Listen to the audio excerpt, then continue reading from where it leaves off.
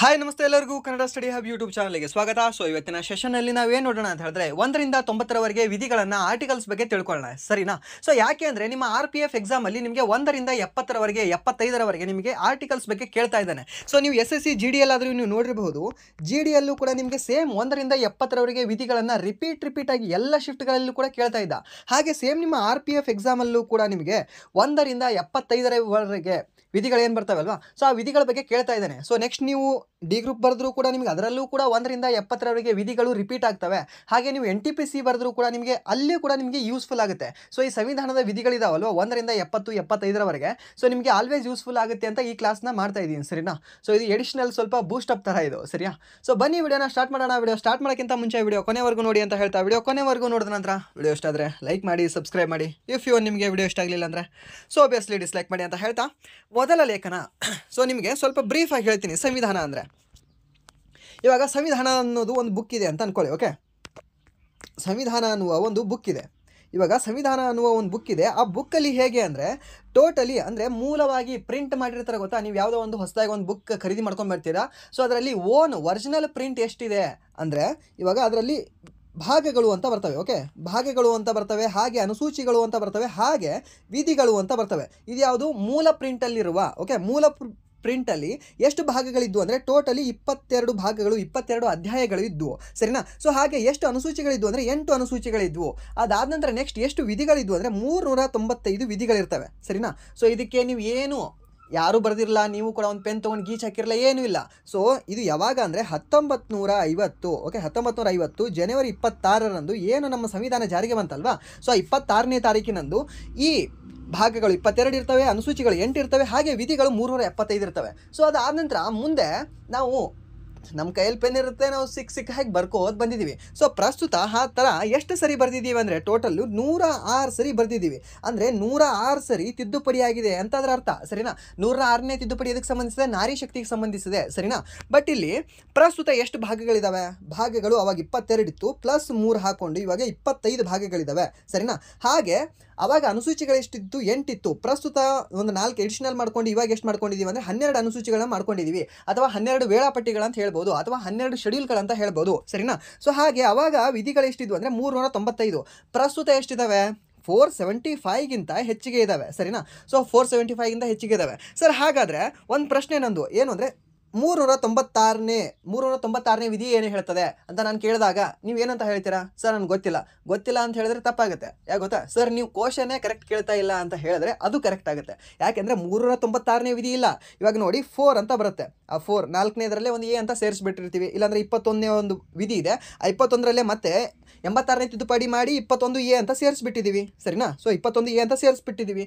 ಅದಾದ ನಂತರ 51 ಎ ಅನ್ನುವ ವಿಧಿಯನ್ನು ಸೇರಿಸ್ಬಿಟ್ಟಿದ್ದೀವಿ. ಸೊ ಈ ಥರ ಸೇರ್ಪಡೆ ಮಾಡಿ ಅದು 475 ಆಗಿದೆ ಹೊರತು 396, 397, 400, 475 ಅನ್ನುವ ನಂಬರ್ ಇಲ್ಲ, ಓಕೆ? ಇದು ನೆನಪಿರಲಿ ನಿಮಗೆ. ಸೊ ಹಾಗೆ ಒಂದು ತಿದ್ದುಪಡಿಗಳು, ಓಕೆ? ಇದು 106 ತಿದ್ದುಪಡಿಗಳು ಆಗಿದೆ ಅಂತ ಹೇಳಿದೆ. ಹಾಗೆ ತಿದ್ದುಪಡಿ ಮಸೂದೆಗಳು ಅಂತ ಬರ್ತವೆ. ಅಂದರೆ ಇವಾಗ ಸಂವಿಧಾನದಲ್ಲಿ 20ನೇ ಭಾಗದಲ್ಲಿ ಹೇಳ್ತದೆ, ಓಕೆ? 368ನೇ ವಿಧಿಯ ಪ್ರಕಾರ ನೀನು ಸಂವಿಧಾನಕ್ಕೆ ತಿದ್ದುಪಡಿ ತರಬಹುದಪ್ಪ. ಕಾಲಕ್ಕೆ ನೀನು ಆ ಬುಕ್ ಸರಿ ಅನಿಸ್ಲಿಲ್ಲ ಅಂದರೆ ನೀನು ಬೇಕಾಗಿದ್ದು ನೀನು ಹಾಕಬಹುದು, ಬೇಡವಾಗಿದ್ದು ಕಿತ್ತೊಗಿಬಹುದು ಅಂತ ಹೇಳ್ತದೆ. ಯಾವುದು? 368ನೇ ವಿಧಿ ಅಥವಾ 20ನೇ ಭಾಗ, ಯಾವುದು? ಸಂವಿಧಾನದ 20ನೇ ಭಾಗ, ಸರಿನಾ? ಸೊ ಅದರ ಪರವಾಗಿ ನಾವು 106 ತಿದ್ದುಪಡಿಗಳನ್ನ ಮಾಡಿದ್ದೀವಿ. ಸೊ 106 ತಿದ್ದುಪಡಿಗಳು ಇವಾಗ ನಾನು ಲೋಕಸಭೆ ಅಂತ ಅಂದ್ಕೊಳ್ಳಿ, ಓಕೆ? ನನ್ನ ಮನಸ್ಸು ಬಂತು, ಲೋಕಸಭೆಗೆ ಮನಸ್ಸು ಬಂತು, ಎಲ್ಲ ತಿದ್ದುಪಡಿ ಮಾಡಿದ್ದೀವಾ? No way. ಸೊ ಟೋಟಲಿ 22 ಸೇರಿಸ್ಬಿಡಿ. ಇದಕ್ಕೆ ಎಷ್ಟಾಗುತ್ತೆ? 128 ಮಸೂದೆಗಳಾಗಿದ್ದಾವೆ. ಅಂದರೆ 128 ಬಿಲ್ಗಳನ್ನು ಅವರು ಪಾಸ್ ಮಾಡಿದ್ದಾರೆ. ಬಟ್ ಎಲ್ಲವೂ ಕೂಡ ಸಕ್ಸಸ್ ಆಗಿಲ್ಲ. ಅದರಲ್ಲಿ ಸಕ್ಸಸ್ ಆಗಿರೋ ಮಾತ್ರ ತಿದ್ದುಪಡಿಯಾಗಿ ಕಾರ್ಯನಿರ್ವಹಿಸ್ತವೆ, ಸರಿನಾ? 106 ಮಾತ್ರ ಸಕ್ಸಸ್ ಆಗಿದ್ದಾವೆ. ಸೊ ಇನ್ನೂ ಈ 22 ತಿದ್ದುಪಡಿಗಳ ಮಸೂದೆ ಏನಿದಾವಲ್ವಾ, ಈ ಮಸೂದೆಗಳು ಫೇಲ್ ಆಗಿದ್ದಾವೆ. ಎಷ್ಟು ಮಸೂದೆಗಳು ಫೇಲ್ ಆಗಿದ್ದಾವೆ ಅಂತ ಕೇಳಬಹುದು ನಿಮಗೆ. 22 ಮಸೂದೆಗಳು ಸ್ಟಿಲ್ ಫೇಲ್ ಆಗಿದ್ದಾವೆ, ಸರಿನಾ? ಸೊ ಇದು ನೆನಪಿರಲಿ ನಿಮಗೆ. ಸೊ ಇವಾಗ ಏನು ಬಂತು ನಮಗೆ? ವಿಧಿಗಳೆಷ್ಟಿತ್ತು, ಅದಾನಂತರ ಮೂಲ ಸಂವಿಧಾನದಲ್ಲಿ ಎಷ್ಟಿತ್ತು, ಇವಾಗ ಎಷ್ಟಿದೆ, ಇದೆಲ್ಲ ಗೊತ್ತಾಯ್ತಾ ನಿಮಗೆ? ಓಕೆ, ಕ್ಲಿಯರ್ ಆಗಿದೆ. ಸೊ ಇವಾಗ ಲೇಖನಗಳನ್ನು ಅಥವಾ ವಿಧಿಗಳನ್ನು, ಆರ್ಟಿಕಲ್ಗಳನ್ನು ನೋಡ್ಕೊಳ್ಳ. ಎಲ್ಲಿಂದ? 1ರಿಂದ 90ರವರೆಗೆ, ಸರಿನಾ? ಸೊ ಹಾಗೆ ನಿಮಗೆ ಸ್ವಲ್ಪ ಎಡಿಷ್ನಲಿ ಯಾವ್ಯಾವ ಆರ್ಟಿಕಲ್ಗಳು ಸ್ವಲ್ಪ ಅಂದರೆ 90ರ ಮೇಲ್ಗಡೆ ಯಾವ್ದು ಕೇಳ್ತಾನಲ್ವಾ, ಸೊ ಅದನ್ನು ಕೂಡ ನಿಮ್ಗೆ ಹೇಳಿರ್ತೀನಿ ಹಾಗೆ ಇನ್ ಮಿಡಲಲ್ಲಿ, ಸರಿನಾ? ಸೊ ಬನ್ನಿ, ಮೊದಲ ಲೇಖನ ಯಾವುದಿದೆ ಅಂದರೆ ಭಾರತದ ಹೆಸರು ಹೇಳ್ತದೆ. ಫಸ್ಟ್ ಲೇಖನನೇ ಹೇಳ್ತದೆ ನಿಮಗೆ ಭಾರತ ಅಂದರೆ ಏನು, ಭಾರತದ ಜಾಗ ಎಷ್ಟಿದೆ, ನಿನ್ನ ಹೊಲ ಎಷ್ಟಿದೆ, ಮನಿ ಎಷ್ಟಿದೆ, ಅದೇ ಕೇಳ್ತಾರೆ ತಾನೆ. ಸೊ ಹಾಗೆ ಭಾರತದ ಹೆಸರು ಮತ್ತು ಅದರ ಪ್ರದೇಶ ಎಷ್ಟಿದೆ. ಮೊದಲು ಹೋದಾಗ ಯಾವ ಮುಂದೆ ಆದರೂ ನಿನಗೆ ಹೆಣ್ಣು ಕೇಳೋಕೆ ಏನಾದರೂ ನಿಂತೆ ಅಂದರೆ ನಿನ್ನ ಹೆಸರು ಏನದಪ್ಪ ಅಂತ ಕೇಳ್ತಾರೆ. ಭಾರತದ ಹೆಸರು ಹೇಳಿದೆ. ಓಕೆ, ನಿಂದು ಹೊಲ ಎಷ್ಟದಪ್ಪ ಅಂತ ಕೇಳ್ತಾರೆ. ಓಕೆ, ಇಷ್ಟದ ಅಂತ ಹೇಳ್ತೀವಿ. 28 ರಾಜ್ಯಗಳು, 8 ಕೇಂದ್ರಾಡಳಿತ ಪ್ರದೇಶಗಳು, ಹೀಗೆ ಹೇಳ್ತೀಯ. ಓಕೆ, ಜಸ್ಟ್ ಎಕ್ಸಾಂಪಲ್ ಕೊಡ್ತಿದ್ದೀನಿ ಅಷ್ಟೇ. ಓಕೆ, ಸೊ ಹಾಗೆ ಮೊದಲು ಕೇಳೋದೇ ನಿನ್ನ ಹೆಸರು, ಅದು ಆಂಧ್ರ ಪ್ರದೇಶ, ಸರಿನಾ. ಸೊ ಇದು ಹೇಳ್ತದೆ ಮೊದಲನೇ ಲೇಖನದಲ್ಲಿ. ಹಾಗೆ ಎರಡನೇ ಲೇಖನ ಏನು ಹೇಳ್ತದೆ ನಿಮಗೆ, ಹೊಸ ರಾಜ್ಯಗಳ ಸ್ಥಾಪನೆಗಳ ಬಗ್ಗೆ, ಹೊಸ ರಾಜ್ಯಗಳ ಪ್ರವೇಶ ಅಥವಾ ಸ್ಥಾಪನೆಗಳ ಬಗ್ಗೆ ಹೇಳ್ತದೆ. ಓಕೆ, ಯಾವುದಾದ್ರೂ ಒಂದು ಹೊಸ ರಾಜ್ಯವನ್ನು ನಾನು ಸ್ಥಾಪನೆ ಮಾಡೋದು ಯಾವ ವಿಧಿಯಲ್ಲಿ ಹೇಳ್ತದೆ ಅಂತ ಕೇಳಿದ್ರೆ ಎರಡನೇ ವಿಧಿಯಲ್ಲಿ ಹೇಳ್ತದೆ. ಓಕೆ, ಮೀನ್ಸ್ ಇವಾಗ ಮುಂದೆ ನೀನು ಏನಾದರೂ ಹೊಲ ತಗೋತೀನಪ್ಪ ಮದುವೆ ಆದ ನಂತರ, ಹೌದು ಸರ್ ತಗೋತೀನಿ, ಅದು ಎಷ್ಟನೇ ವಿಧಿಯ ಪ್ರಕಾರ, ಎರಡನೇ ವಿಧಿಯ ಪ್ರಕಾರ, ಸರಿನಾ, ಕ್ಲಿಯರ್ ಇದು. ಆ್ಯಂಡ್ ದೆನ್ ಮೂರನೇ ವಿಧಿ ಏನು ಹೇಳ್ತಂದ್ರೆ ಹೊಸ ರಾಜ್ಯಗಳ ರಚನೆ ಮತ್ತು ಗಡಿಗಳ ಹೆಸರು ಬದಲಾವಣೆ. ಓಕೆ, ಸೊ ಇವಾಗ ನಿಮ್ಮ ಬೇರೆ ಬೇರೆ ಕಡೆ ನಿಮ್ಮ ತೋಟ ಇರುತ್ತೆ, ಬೇರೆ ಬೇರೆ ಕಡೆ. ಓಕೆ, ಸೊ ಇಲ್ಲೊಂದು 4 ಎಕರೆ ಇರುತ್ತೆ. ಓಕೆ, ಎರಿಭೂಮಿ. ಇಲ್ಲೊಂದು 3 ಎಕರೆ ಇರುತ್ತೆ, ಮಡ್ಡಿ ಭೂಮಿ ಅಂದರೆ ನಮ್ಮ ಕಡೆಯವ್ರಿಗೆ ತಿಳಿಯುತ್ತೆ. ಓಕೆ, ಮಡ್ಡಿ ಅಂತಂದರೆ ಸ್ವಲ್ಪ ಬಂಗಾರ ಭೂಮಿ ಅಂತ ನಾವು ಹೇಳ್ಬೋದು. ಓಕೆ, ಹಿಂದಿಯಲ್ಲಿ ಹೇಳೋದಾದರೆ ಬಂಗಾರ ಭೂಮಿ ಅಂತ ಹೇಳಬೇಕು. ಸ್ವಲ್ಪ ಏನೋ ಫಲವತ್ತತೆ ಇರುವುದಿಲ್ಲ ಅದರಲ್ಲಿ, ಸರಿನಾ. ಸೊ ಅದಕ್ಕೆ ನಾವು ಮಡ್ಡಿ ಭೂಮಿ ಅಂತ ಕರಿತೀವಿ. ಮತ್ತು ಇನ್ನೊಂದು ಯಾವುದು ನಿಮಗೆ ಏನೋ ನಿಂಬೆ ತೋಟ ಇದೆ ಅಂತ ಅಂದ್ಕೊಳ್ಳಿ. ಸೊ ಇದೇನೋ ನಿಮಗೆ ಇದೊಂದು 4 ಎಕರೆ ಇದೆ ಅಂತ ಅಂದ್ಕೊಳ್ಳಿ. ಸೊ ಓಕೆನಾ. ಸೊ ಇದ್ರದ್ದು ಇಷ್ಟು ಗಡಿಗಳನ್ನು ಇಲ್ಲಿ ಬೇರೆ ಮಾಡ್ಕೊಂಡು ಇಲ್ಲಿ ಬೇರೆ ತೋಟ ಹಚ್ತೀರಾ, ಅಲ್ಲಿ ಬೇರೆ ತೋಟ ಹಚ್ತೀರಾ, ಇದಕ್ಕೆ ನೀವು ಏನೋ ಒಂದು ಹೆಸರು ಕರಿತಿರ್ತೀರಾ. ಓಕೆ, ಪ್ರತಿಯೊಂದು ತೋಟಕ್ಕೂ ಕೂಡ ನಮ್ಮ ಕಡೆ ಹೇಗೆ ಅಂದರೆ ಹೆಸರು ಇರ್ತವೆ. ಓಕೆ, ಕೆನೆ ಹೊಲ, ಮಡ್ಡಿ ಹೊಲ, ಮತ್ತು ಮೇಲಿನ ಹೊಲ, ಈ ಥರ ಬೇರೆ ಬೇರೆ ಹೆಸರು ಇರ್ತವೆ. ಸೊ ಆ ರೀತಿ ಹೆಸರುಗಳನ್ನು ಬದಲಾವಣೆ ಮಾಡೋದು ನಿನ್ನ ಹೊಲಕ್ಕೆ, ನಿನ್ನ ರಾಜ್ಯಗಳಿಗೆ. ಹಾಗೆ ಗಡಿಗಳನ್ನು ಬದಲಾವಣೆ ಮಾಡುವ ಗಡಿಗಳ ಹೆಸರನ್ನು ಬದಲಾವಣೆ ಮಾಡುವ ಅಧಿಕಾರ ಯಾರಿಗಿದೆ, ಮೂರನೇ ಲೇಖನದಲ್ಲಿ ಹೇಳಲ್ಪಟ್ಟಿದೆ, ಸರಿನಾ. ಸೊ ಇದು ಕ್ಲಿಯರ್ ಆಯಿತು ನಿಮಗೆ. ಹಾಗೆ 4ನೇ ವಿಧಿ ಏನು ಹೇಳ್ತದೆ ನಿಮಗೆ ಅಂದರೆ ಲೆಕ್ಕಕೋಶ ಮತ್ತು 4ನೇ ಅನುಸೂಚಿಯ ಪರಿಷ್ಕರಣೆ ಬಗ್ಗೆ ಹೇಳ್ತದೆ. ಇದೊಂದು ನೀವು ನೆನ್ಪಿಟ್ಕೋಬೇಕು. ಇದೊಂದು ಕಥೆಗಳಲ್ಲಿ ಏನು ಬೇಡ, ಇದೊಂದು ಡೈರೆಕ್ಟಾಗಿ ನೆನ್ಪಿಟ್ಕೊಳ್ಳಿ ನೀವು, ಸರಿನಾ. ಸೊ ಹಾಗೆ ನಿಮಗೆ ವಿಧಿಗಳು, ಓಕೆ, ಈ 4 ವಿಧಿಗಳೇನಿದೆ ಅಲ್ವಾ, ಈ 4 ವಿಧಿಗಳು ನಿಮಗೆ 1ನೇ ಭಾಗದಲ್ಲಿ ಕಂಡುಬರ್ತವೆ. ಟೋಟಲ್ 25 ಭಾಗಗಳಿದಾವೆ ಅಂತ ಹೇಳಿದೆ ಅಲ್ವಾ. ಆ 25ನೇ ಭಾಗದಲ್ಲಿ ಮೊದಲನೇ ಭಾಗ ಏನು ಕಂಡುಬರುತ್ತೆ ಅಲ್ವಾ, ಆ ಮೊದಲನೇ ಭಾಗದಲ್ಲಿ ನಿಮಗೆ ಈ 4 ವಿಧಿಗಳು ಕಂಡುಬರ್ತವೆ. 1ರಿಂದ 4ನೇ ವಿಧಿಗಳು ನಿಮಗೆ 1ನೇ ಭಾಗದಲ್ಲಿ ಕಂಡುಬರ್ತವೆ. ಕ್ಲಿಯರ್ ಆಯಿತು. ಸೊ ಇವಾಗ ಎರಡನೇ ವಿಧಿಗಳ ಬಗ್ಗೆ ನೋಡ್ಕೊಳ್ಳೋಣ. ಎರಡನೇ ಭಾಗದಲ್ಲಿ ಎಷ್ಟು ವಿಧಿಗಳಿದ್ದಾವೆ, 5ರಿಂದ 11ರವರೆಗೆ ವಿಧಿಗಳಿದ್ದಾವೆ, ಸರಿನಾ. ಎರಡನೇ ಭಾಗದಲ್ಲಿ 5ರಿಂದ 11 ವಿಧಿಗಳಿದ್ದಾವೆ. ಸೊ ಇವಾಗ 5ರಿಂದ 11 ವಿಧಿಗಳು ಯಾವುದಕ್ಕೆ ಸಂಬಂಧಿಸಿದೆ, ಪೌರತ್ವಕ್ಕೆ ಸಂಬಂಧಿಸಿದೆ. ಓಕೆ, ಪೌರತ್ವಕ್ಕೆ ಸಂಬಂಧಿಸಿದೆ. ಪೌರತ್ವ ಅಂದರೆ ನೀನು ಭಾರತದಲ್ಲಿದ್ದೀಯಾ, ನೀನು ಯಾರಪ್ಪ ಅಂತ ಕೇಳಿದ್ರೆ ಏನಂತ ಹೇಳ್ತೀರಾ, ನಿಮ್ಮ ಹೆಸರು ಹೇಳ್ತೀರಾ. ಅಲ್ಲ, ನೀನು ಯಾರು, ಎಲ್ಲಿ ಅವನು, ಸರ್ ನಾನು ಇಂಡಿಯನ್ ಇದ್ದೀನಿ, ನಾನು ಭಾರತೀಯ ಇದ್ದೀನಿ. ಹೇಗಪ್ಪ ಸರ್, ನನ್ನ ಪೌರತ್ವ ಇದೆ ಸರ್, ನಾನು ಇಲ್ಲೇ ಹುಟ್ಟಿದ್ದೀನಿ, ಇಲ್ಲೇ ಬೆಳೆದಿದ್ದೀನಿ, ಇಲ್ಲೇ ಆಟ ಆಡಿದ್ದೀನಿ, ಇಲ್ಲೇ ಕುಸ್ತಿ ಹಿಡಿದಿದ್ದೀನಿ. ಓಕೆ, ಹೇಳ್ತೀರಲ್ವಾ. ಸೊ ಪೌರತ್ವದ ಬಗ್ಗೆ ಹೇಳುವ ನಿಮಗೆ ಭಾಗ ಯಾವುದು ಅಂದರೆ ಎರಡನೇ ಭಾಗ. ಎಷ್ಟರಿಂದ ಎಷ್ಟನೇ ವಿಧಿಗಳು ಅಂದರೆ 5ರಿಂದ 11ನೇ ವಿಧಿಗಳು ನಿಮಗೆ ಹೇಳ್ತದೆ, ಸರಿನಾ. ಕ್ಲಿಯರಾ. ಒಂದನೇದು ನಿಮಗೆ ಭಾರತದ ಭೂಪ್ರದೇಶದ ಬಗ್ಗೆ ಹೇಳ್ತದೆ 1ನೇ ಭಾಗ. ಹಾಗೆ 1ನೇ ವಿಧಿಯು ಕೂಡ ನಿಮಗೆ ಸೇಮ್ ಹೇಳುತ್ತೆ. ಹಾಗೆ ಎರಡನೇ ಭಾಗ ಏನು ಹೇಳುತ್ತೆ ನಿಮಗೆ, ಪೌರತ್ವದ ಬಗ್ಗೆ ಹೇಳುತ್ತೆ. ಓಕೆ, ಪೌರತ್ವದ ಬಗ್ಗೆ 5ರಿಂದ 11ನೇ ವಿಧಿನಲ್ಲಿ ಹೇಳುತ್ತೆ. ಸೊ ಇವಾಗ 5ನೇ ವಿಧಿ ಏನಂತ ನೋಡೋಣ ಬನ್ನಿ. 5ನೇ ವಿಧಿ ಏನು ಹೇಳ್ತಾ ಅಂದರೆ ಸಂವಿಧಾನದ ಆರಂಭದಲ್ಲಿ ನಾಗರಿಕತ್ವ ಅಂತ ಹೇಳುತ್ತೆ. ಅಂದರೆ ಸಂವಿಧಾನ 1950 ಜನವರಿ 26ರಂದು ಜಾರಿಗೆ ಬಂತು. ಸೊ ಜಾರಿಗೆ ಬಂದಾಗ ಮೀನ್ಸ್ ಸಂವಿಧಾನದ ಆರಂಭದ ಸಮಯದಲ್ಲಿ ನಾಗರಿಕತ್ವದ ಬಗ್ಗೆ ಹೇಳುವ ವಿಧಿ ಯಾವುದು ಅಂದರೆ ಇನಿಷಿಯಲ್ ಡೇಸಲ್ಲಿ, ನಮ್ಮ ಇನಿಷಿಯಲ್ ಡೇಸು ಆ ದಿನಗಳು ಫಿಲ್ಮ್ ನೋಡಿದ್ರಲ್ವಾ. ಸೊ ಆ ರೀತಿ ಇದು ಕೂಡ ಆ ದಿನಗಳಲ್ಲಿ ಸಂವಿಧಾನದ ಆರಂಭದಲ್ಲಿ ನಾಗರಿಕತ್ವದ ಬಗ್ಗೆ ಹೇಳುವ ವಿಧಿ ಯಾವುದು ಅಂದರೆ ನಿಮಗೆ 5ನೆಯ ವಿಧಿ, ಸರಿನಾ. ಸೊ ಇದು ನೆನಪಿರಲಿ ನಿಮಗೆ. ಹಾಗೆ 6ನೇ ವಿಧಿ ಅಂತ ಬರುತ್ತೆ. ಓಕೆ, ಈ 6ನೇ ವಿಧಿ ಏನು ಹೇಳುತ್ತೆ ಅಂದರೆ ನಿಮಗೆ ಪಾಕಿಸ್ತಾನದಿಂದ ವಲಸೆ ಬಂದವರ ನಾಗರಿಕ ಹಕ್ಕುಗಳ ಬಗ್ಗೆ ಹೇಳುತ್ತೆ. ಓಕೆ, ಪಾಕಿಸ್ತಾನದಿಂದ ನಮ್ಮಲ್ಲಿ ಬಂದಿರ್ತಾರೆ ಇವರು, ಮೀನ್ಸು ಹಿಂದೂಗಳೇ ಆಗಿರ್ತಾರೆ, ಮ್ಯಾಕ್ಸಿಮಮ್ ಹಿಂದೂಗಳಾಗಿರ್ತಾರೆ ಇವರು. ಓಕೆ, ಪಾಕಿಸ್ತಾನದಿಂದ ಏನು ವಲಸೆ ಬಂದಿರ್ತಾರಲ್ವ, ಇವಾಗ 1947ರಲ್ಲಿ ಬೈಫರ್ಕೇಷನ್ ಮಾಡ್ಕೊಂಡ್ರು. ಓಕೆ, ಪ್ಲೇಸಸ್ನ ನಿಂದಿಷ್ಟಪ್ಪ ಅಂತ ತೊಗೊಂಡ್ರು. ಓಕೆ, ಯಾರು, ಪಾಕಿಸ್ತಾನದವರು ಮತ್ತು ಇಂಡಿಯಾದವರು ಬೇರ್ಪಡೆ ಆದರು. ಸೊ ಅದಾದ ನಂತರ ಒಂದು ಆಪ್ಷನ್ ಕೊಡ್ತಾರೆ, ನಿನಗೆ ಪಾಕಿಸ್ತಾನದಲ್ಲಿ ಇರೋಕ್ಕೆ ಇಷ್ಟ ಇಲ್ವಾ, ಮೀನ್ಸು ಇದು ನಮ್ಮ ಭಾರತ. ಓಕೆ, ಇಲ್ಲಿ ಪಾಕಿಸ್ತಾನ ಇದೆ, ಇಲ್ಲಿ ಕೂಡ ಪಾಕಿಸ್ತಾನ ಇತ್ತು, ಮೀನ್ಸ್ ಇದು ವೆಸ್ಟ್ ಪಾಕಿಸ್ತಾನ, ಇದು ಈಸ್ಟ್ ಪಾಕಿಸ್ತಾನ. ಅವಾಗಿನ ಈಸ್ಟ್ ಪಾಕಿಸ್ತಾನ ಇವಾಗ ಪ್ರಸ್ತುತ ಬಾಂಗ್ಲಾದೇಶ ಆಗಿದೆ, ಸರಿನಾ. ಒಡೆದು ಬಿಟ್ಟಿದ್ದೀವಿ ನಾವೇ. ಓಕೆ, ನಡು ಹೋಗಿ 1971ರಲ್ಲಿ, ಸರಿನಾ. ಸೊ ಇದು ನೆನಪಿರಲಿ ನಿಮಗೆ. ಆ ಪಾಕಿಸ್ತಾನದಲ್ಲಿ ಹೇಳ್ತೀವಿ ನಾವು, ಹಾಗೆ ಇಂಡಿಯಾದಲ್ಲಿ ಹೇಳ್ತೀವಿ, ನೀವು ಪಾಕಿಸ್ತಾನದಲ್ಲಿ ಇರೋಕ್ಕೆ ಇಷ್ಟ ಇಲ್ವಾ, ಹಾಗೆ ಸುಮ್ಮನೆ ನೀವು ಅಂತ ಹೋಗ್ಬಿಡು ಎಲ್ಲಿ, ಭಾರತಕ್ಕೆ, ಸರಿನಾ. ಹಾಗೆ ನೀನು ಭಾರತಕ್ಕೆ ಇರೋಕ್ಕೆ ಇಷ್ಟ ಇಲ್ವಾ, ಸರಿ, ಸುಮ್ಮನೆ ಹೀಗೆ ಇಲ್ಲಿ ಹೋಗ್ಬಿಡು, ಪಾಕಿಸ್ತಾನದಲ್ಲಿ ಇರು, ಇಲ್ಲಾಂದರೆ ಹಿಂಗೆ ಹೋಗ್ಬಿಡು, ಇಲ್ಲಿ ಪಾಕಿಸ್ತಾನದಲ್ಲಿರು, ಈಸ್ಟ್ ಪಾಕಿಸ್ತಾನದಲ್ಲಿರು ಅಂತ ಹೇಳ್ಬಿಡ್ತೀವಿ, ಸರಿನಾ. ಸೊ ಹಾಗೆ ಆ ಹೋದವ್ರದ್ದು ಬಂದವ್ರದ್ದು ಪೌರತ್ವದ ಹಕ್ಕು ಬೇಕಲ್ವಾ. ಸೊ ಅದಕ್ಕೆ 6 ಮತ್ತು 7ನೇ ವಿಧಿ ಅದೇ ಹೇಳ್ತದೆ. ಮೊದಲ ಬಾರಿಗೆ 6ನೇ ವಿಧಿಯಲ್ಲಿ ಏನು ಹೇಳ್ತದೆ ಅಂದರೆ, ಪಾಕಿಸ್ತಾನದಿಂದ ವಲಸೆ ಬಂದವರಿಗೆ ನಮ್ಮಲ್ಲಿ ಬರೋವ್ರ ಬಗ್ಗೆನೇ ನಾವು ಯೋಚನೆ ಮಾಡಬೇಕು. ಮೊದಲೇ ಹೋದವ್ರ ಬಗ್ಗೆ ಆಮೇಲೆ ಯೋಚನೆ ಮಾಡಬೇಕು. ಸೊ ಅದಕ್ಕೆ ಬಂದವ್ರ ಬಗ್ಗೆ ಮೊದಲು 6ನೇ ವಿಧಿನಲ್ಲಿ ಹೇಳಿದ್ರೆ, ಹೋದವ್ರ ಬಗ್ಗೆ ಆಮೇಲೆ ಯೋಚನೆ ಮಾಡ್ತೀವಿ, ಸರಿನಾ? ಸೊ ಲೈಫಲ್ಲಾದರೂ ಕೂಡ ಬಂದವ್ರ ಬಗ್ಗೆನೇ ಯೋಚನೆ ಮಾಡಬೇಕು, ಹೋದವ್ರನ್ನ ಹಿಂದ್ಗಡೆ ಇಟ್ಬಿಡ್ಬೇಕಷ್ಟೇ. ಓಕೆ, ಸೊ ಹಾಗೆ 7ನೇ ವಿಧಿ ಹೇಳ್ತದೆ, ಸರಿನಾ? ಸೊ ಸಂವಿಧಾನ ಕೂಡ ಅದೇ ಹೇಳ್ತದೆ ನೋಡಿ, ಸ್ವಲ್ಪ ಮೋಟಿವೇಶನ್ ಕೊಡ್ತದೆ, ಸರಿಯಾ?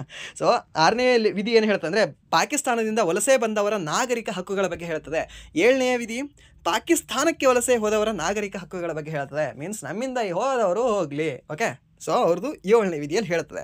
ಸೊ ನೆಕ್ಸ್ಟು 8ನೇ ವಿಧಿ ಏನು ಹೇಳ್ತದೆ, ಭಾರತದ ಹೊರಗಿನ ಭಾರತೀಯ ಮೂಲದ ಜನರ ನಾಗರಿಕತ್ವ. ಇವಾಗ NRIಗಳು ಅಂತ ನಾವು ಕರಿತೀವಿ, ಮೀನ್ಸ್ ನಾನ್ ರೆಸಿಡೆನ್ಷಿಯಲ್ ಇಂಡಿಯನ್ಸ್ ಅಂತ ಕರಿತೀವಿ ನಾವು. ಅಂದರೆ ಅವರು ಬಿಸ್ನೆಸ್ ಮೇಲೆ, ಬೇರೆ ಯಾವುದಾದ್ರೂ ಒಂದು ಕಾರ್ಯದ ಮೇಲೆ, ಏನಾದರೂ ವರ್ಕಿನ ಮೇಲೆ ಅವರು ಬೇರೆ ದೇಶದಲ್ಲಿ ಇರ್ತಾರೆ, ಬಟ್ ಅವರು ಮೂಲ ಭಾರತೀಯರು. ಅವರನ್ನು ನಾವೇನಂತ ಕರಿತೀವಿ, NRIಗಳು ಅಂತ ಕರಿತೀವಿ. ಸೊ ಅವರ ನಾಗರಿಕತ್ವದ ಬಗ್ಗೆ ಹೇಳುವ ವಿಧಿ ಯಾವುದು ಅಂದರೆ ನಿಮಗೆ 8ನೇ ವಿಧಿ, ಸರಿನಾ? 8ನೇ ವಿಧಿ ಏನು ಹೇಳ್ತಂದರೆ, ಭಾರತದ ಹೊರಗಿನ ಭಾರತೀಯ ಮೂಲದ ಜನರ ನಾಗರಿಕತ್ವ, ಸರಿನಾ? ಸೊ ಇವಾಗ ನಮ್ಮಲ್ಲೇ ಜನರು ದುಬೈಗೆ ಹೋಗ್ತಿದ್ದಾರೆ ರೀ. Okay, UAE means United Arab ಎಮಿರೇಟ್ಸ್ಗೆ ಹೋಗ್ತಾ ಇದ್ದಾರೆ, ಸರಿನಾ? ಸೊ UAEಗೆ ಹೋಗ್ತಾ ಇದ್ದಾರೆ, ದುಬೈಯಲ್ಲಿ ದುಡಿತಾ ಇದ್ದಾರೆ, ಮತ್ತು ಅಬುದಾಬಿಯಲ್ಲಿ ದುಡಿತಾ ಇದ್ದಾರೆ, ಕತಾರ್ಗೆ ಹೋಗ್ತಾ ಇದ್ದಾರೆ, ಮತ್ತು ಇರಾನ್ಗೆ ಹೋಗ್ತಾ ಇದ್ದಾರೆ, ಬೇರೆ ಬೇರೆ ಎಲ್ಲ ಕಡೆ ಹೋಗಿ ದುಡಿತಾ ಇದ್ದಾರೆ. ಸೊ ಹಾಗಾದರೆ ಭಾರತ ಪೌರರಲ್ವಾ ಅವರು? ಭಾರತದ ಪೌರರೇ ಅವರು. ಓಕೆ, ಭಾರತದ ಪೌರರೇ ಅವರು. ಸೊ ಅವರ ಬಗ್ಗೆ, ಭಾರತದ ಹೊರಗಿನ ಮೂಲದ ಜನರ ಏನು ನಾಗರಿಕತ್ವ ಇದೆಯಲ್ಲ, ಭಾರತ ಬಿಟ್ಟು ಹೊರಗೆ ಹೋಗಿ ಏನಿದ್ದಾರಲ್ವಾ, ಸೊ ಅವರ ನಾಗರಿಕತ್ವದ ಬಗ್ಗೆ ಹೇಳೋ ವಿಧಿ ಯಾವುದಂದ್ರೆ ನಿಮಗೆ 8ನೇ ವಿಧಿ. ಓಕೆ, 8ನೇ ವಿಧಿ, ಸರಿನಾ? ಇದು ನೆನಪಿರಲಿ ನಿಮಗೆ. ಹಾಗೆ 9ನೇ ವಿಧಿ ಏನು ಹೇಳ್ತದೆ ನಿಮಗೆ, ವಿದೇಶಿ ನಾಗರಿಕತ್ವ ಸ್ವೀಕರಿಸಿದವರು ಭಾರತೀಯರಲ್ಲ. ಇವಾಗ ನಮ್ಮ ವಿಜಯ ಮಲ್ಯ ಹೋದ, ಓಕೆ, ಲಂಡನ್ಗೆ ಹೋದರು. ಓಕೆ, ಸೊ ಇಲ್ಲೆಲ್ಲ ಸಾಲ ಮಾಡಿ ಹೋಗ್ಬಿಟ್ಟ ನಮ್ಮ RCBಯ ವಿಜಯ್ ಮಲ್ಯ, ಸರಿನಾ?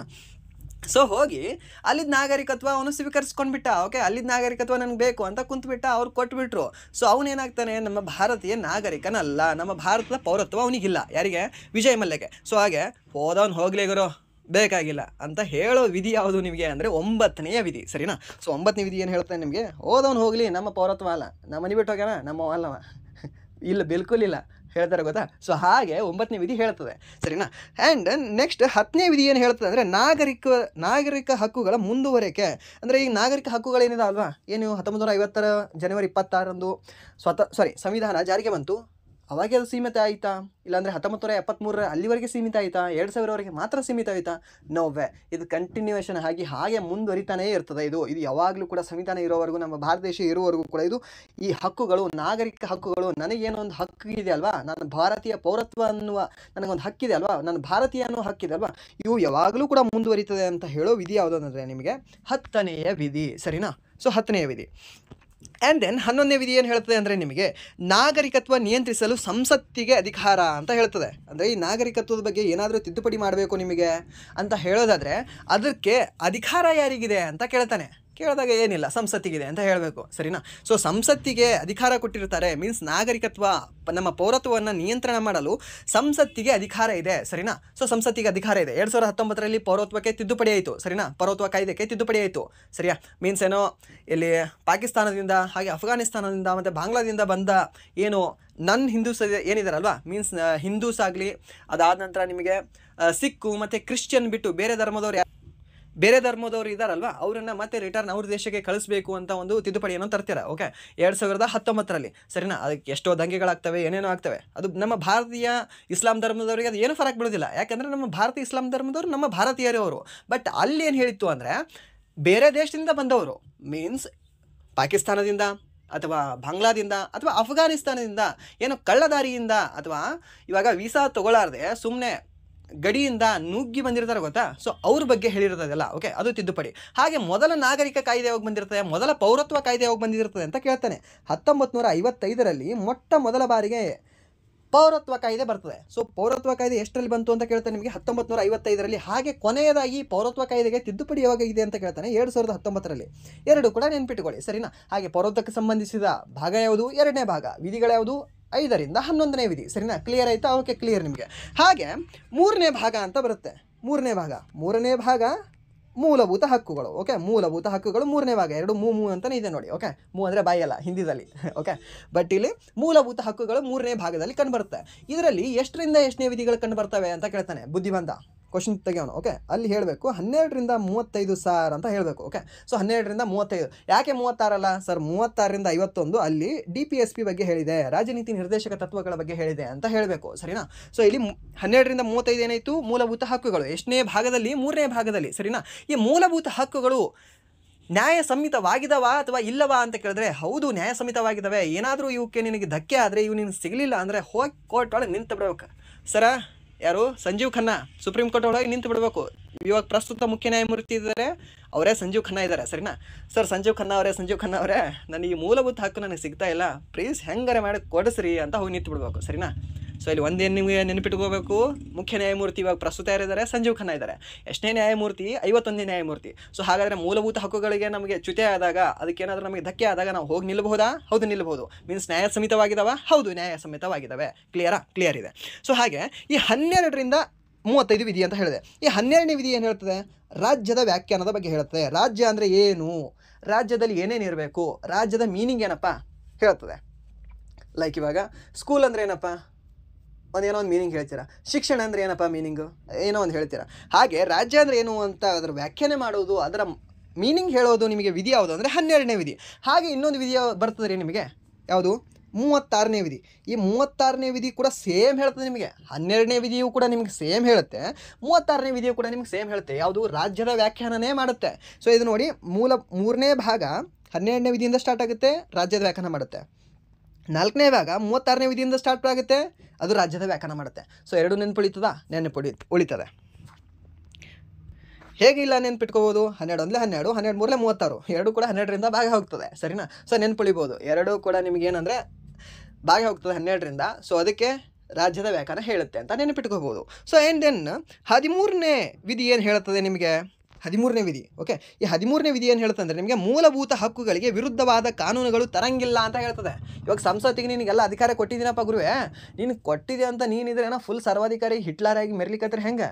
ಸೊ ಅದಕ್ಕೆ 13ನೇ ವಿಧಿಯೊಳಗೆ ನಿನಗೆ ಆಲ್ರೆಡಿ ಹೇಳಿದ್ದೀನಿ, ಮೂಲಭೂತ ಹಕ್ಕುಗಳಿಗೆ ಏನು ಈ 12ರಿಂದ 35ರವರೆಗೆ ವಿಧಿಗಳಿದಾವಲ್ಪ, ಅವು ಯಾವಾಗೂ ಕೂಡ ನೀನು ವಿರುದ್ಧವಾಗಿರ್ತಕ್ಕಂತಹ ಕಾನೂನುಗಳು ತರಂಗಿಲ್ಲ, ಬಿಲ್ಕುಲ್ ತರಂಗಿಲ್ಲ ಅಂತ ಹೇಳಿದೆ. ಯಾವಾಗ? 1950 ಜನವರಿ 26ರಂದೇ ಜಾರಿಗೆ ಆದಾಗನೇ ಹೇಳಿಬಿಟ್ಟಿದೆ. ಸರಿನಾ? ಸೊ ಇದು ನೆನಪಿರಲಿ ನಿಮಗೆ. ಮೀನ್ಸ್ ಇದೇ ವಿಧಿಯಲ್ಲೇ ಹೇಳ್ತದೆ ನ್ಯಾಯಸಮ್ಮತವಾಗಿದ್ದಾವೆ ಅಂತ. ಓಕೆ, ಯಾವುದು? 13ನೇ ವಿಧಿಯಲ್ಲಿ. ಸರಿನಾ? ಇದು ನೆನಪಿರಲಿ ನಿಮಗೆ. ಹಾಗೆ ಅದು DPSP ನ್ಯಾಯಸಮ್ಮತವಾಗಿಲ್ಲ ಅಂತ ಎಷ್ಟನೇ ವಿಧಿ ಹೇಳ್ತದೆ? 37ನೇ ವಿಧಿ. ಸರಿನಾ? ಸೊ ಇಲ್ಲಿ 12ನೇ ವಿಧಿ, ಅಲ್ಲಿ 36ನೇ ವಿಧಿ ಸೇಮ್ ಇದಾವ. ಫಸ್ಟ್ನೇ ವಿಧಿ ಇದಕ್ಕೂ 3ನೇ ಭಾಗದಲ್ಲೂ ಫಸ್ಟ್ನೇ ವಿಧಿ, 4ನೇ ಭಾಗದಲ್ಲೂ ಫಸ್ಟ್ನೇ ವಿಧಿ, ಎರಡು ಸೇಮ್ ಹೇಳ್ತವೆ. ಹಾಗೆ ಇಲ್ಲಿ 13ನೇ ವಿಧಿ ಮೀನ್ಸ್ ಇಲ್ಲಿ ಮೂಲಭೂತ ಹಕ್ಕುಗಳಲ್ಲಿ 2ನೇ ವಿಧಿ. ಹಾಗೆ ಇಲ್ಲಿ ಯಾವುದು? 36 ನಂತರ 37. ಓಕೆ, ಸೊ ಅಲ್ಲಿ ಕೂಡ ಮೂಲಭೂತ ರಾಜನೀತಿ ನಿರ್ದೇಶಕ ತತ್ವಗಳಲ್ಲಿ 2ನೇ ವಿಧಿ ಯಾವುದು? 37. ಇಲ್ಲಿ ನ್ಯಾಯಸಮ್ಮತವಾಗಿದೆ ಅಂತ ಇದು ಹೇಳಿದೆ, ಅದು ನ್ಯಾಯಸಮ್ಮತವಾಗಿಲ್ಲ ಅಂತ ಅದು ಹೇಳ್ತದೆ.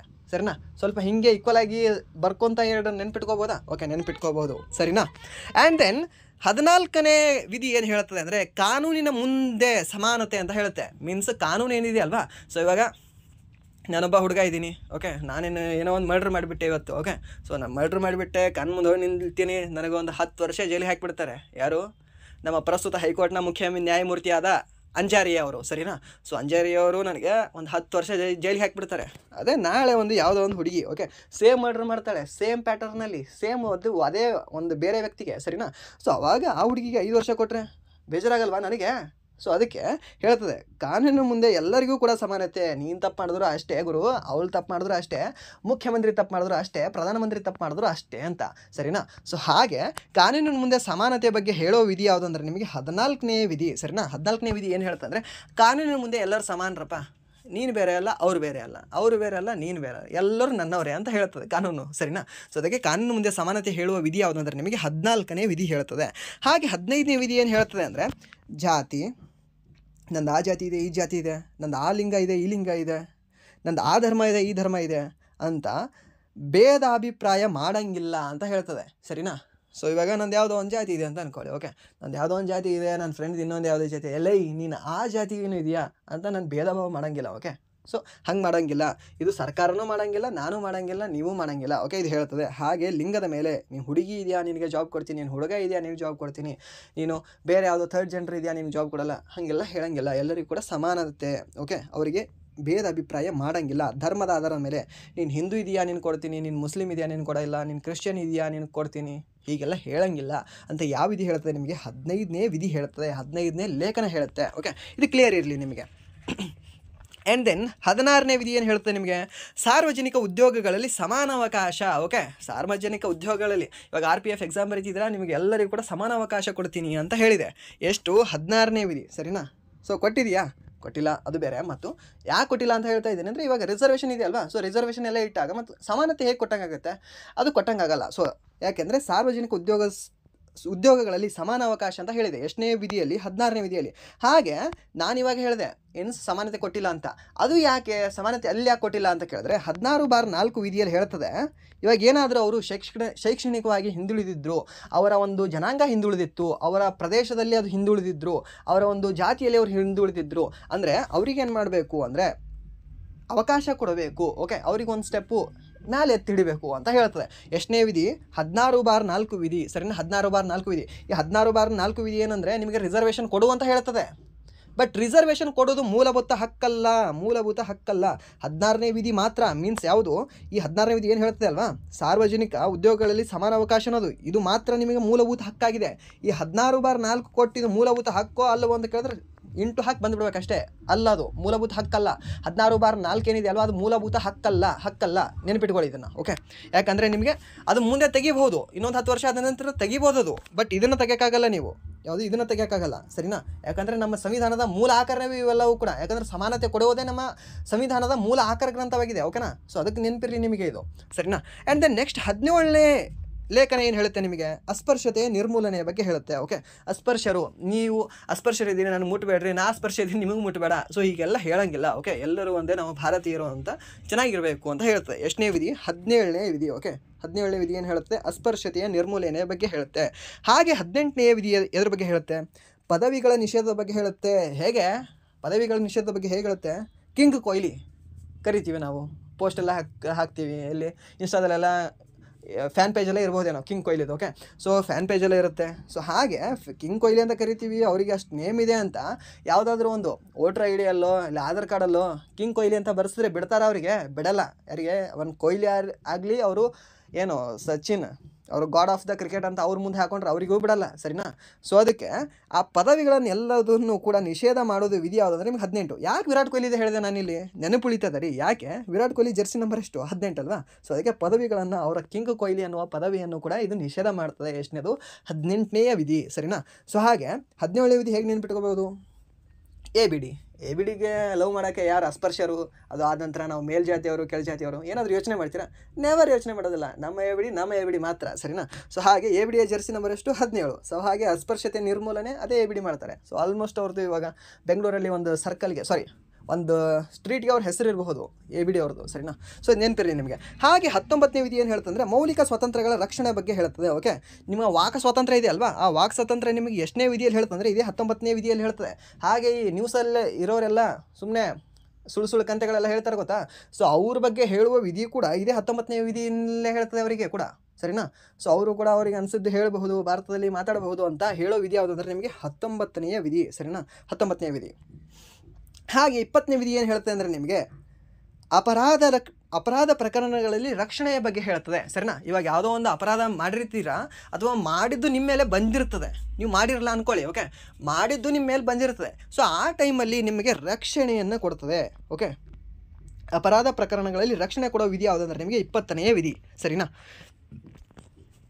ಆ್ಯಂಡ್ ದೆನ್ 21ನೇ ವಿಧಿ. ಓಕೆ, ನೀವು ಬದುಕ್ತಾ ಇದ್ದೀರಿ, ನಾನು ಬದುಕ್ತಾ ಇದ್ದೀನಿ ಅಂದರೆ ನಾವು ಒಂದು ಯಾವ ವಿಧಿಗೆ ಥ್ಯಾಂಕ್ಸ್ ಹೇಳಬೇಕು ಅಂದರೆ ಇದೇ 21ನೇ ವಿಧಿಗೆ ಥ್ಯಾಂಕ್ಸ್ ಹೇಳಬೇಕು.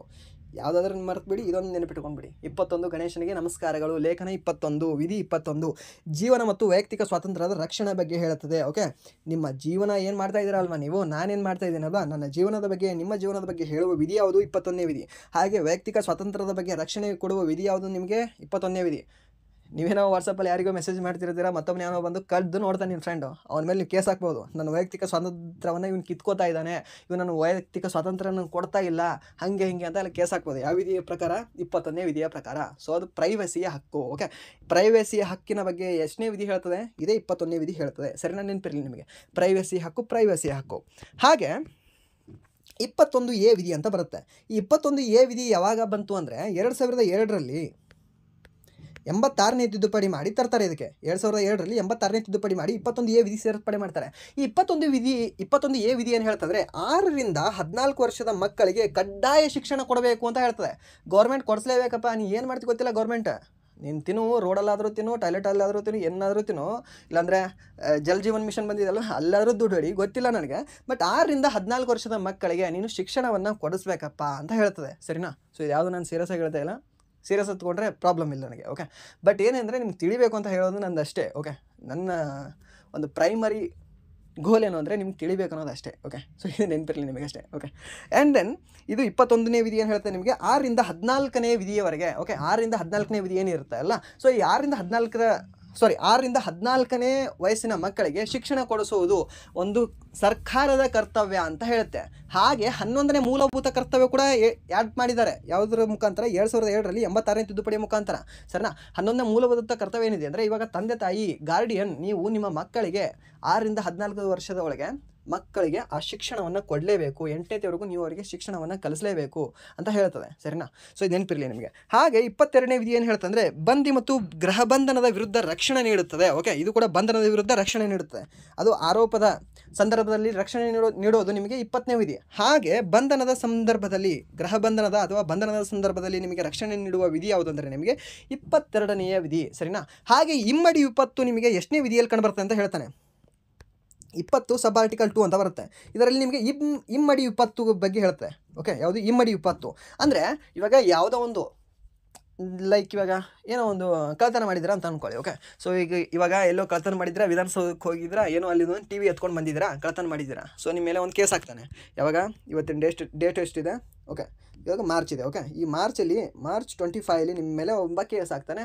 ಸೊ ಅದಕ್ಕೆ ನಿಮಗೆ ಏನಾಗುತ್ತೆ, 1 ಇಯರ್ ಜೈಲಾಗುತ್ತೆ. 1 ಇಯರ್ ಜೈಲಾಗುತ್ತೆ. ಜೈಲಾದ್ರಿ. ಓಕೆ, ಹೋಗಿ ಬಂದ್ರಿ. ಮತ್ತೊಮ್ಮೆ ಅದೇ ಕೇಸಿಗೆ ಸೇಮ್ ಏನು ಇವತ್ತು ಕದ್ದಿರ್ತೀರಲ್ವ ಇದ್ರ ಮೇಲೆ ಮತ್ತೊಮ್ಮೆ ಕೇಸ್ ಹಾಕ್ತಾನೆ.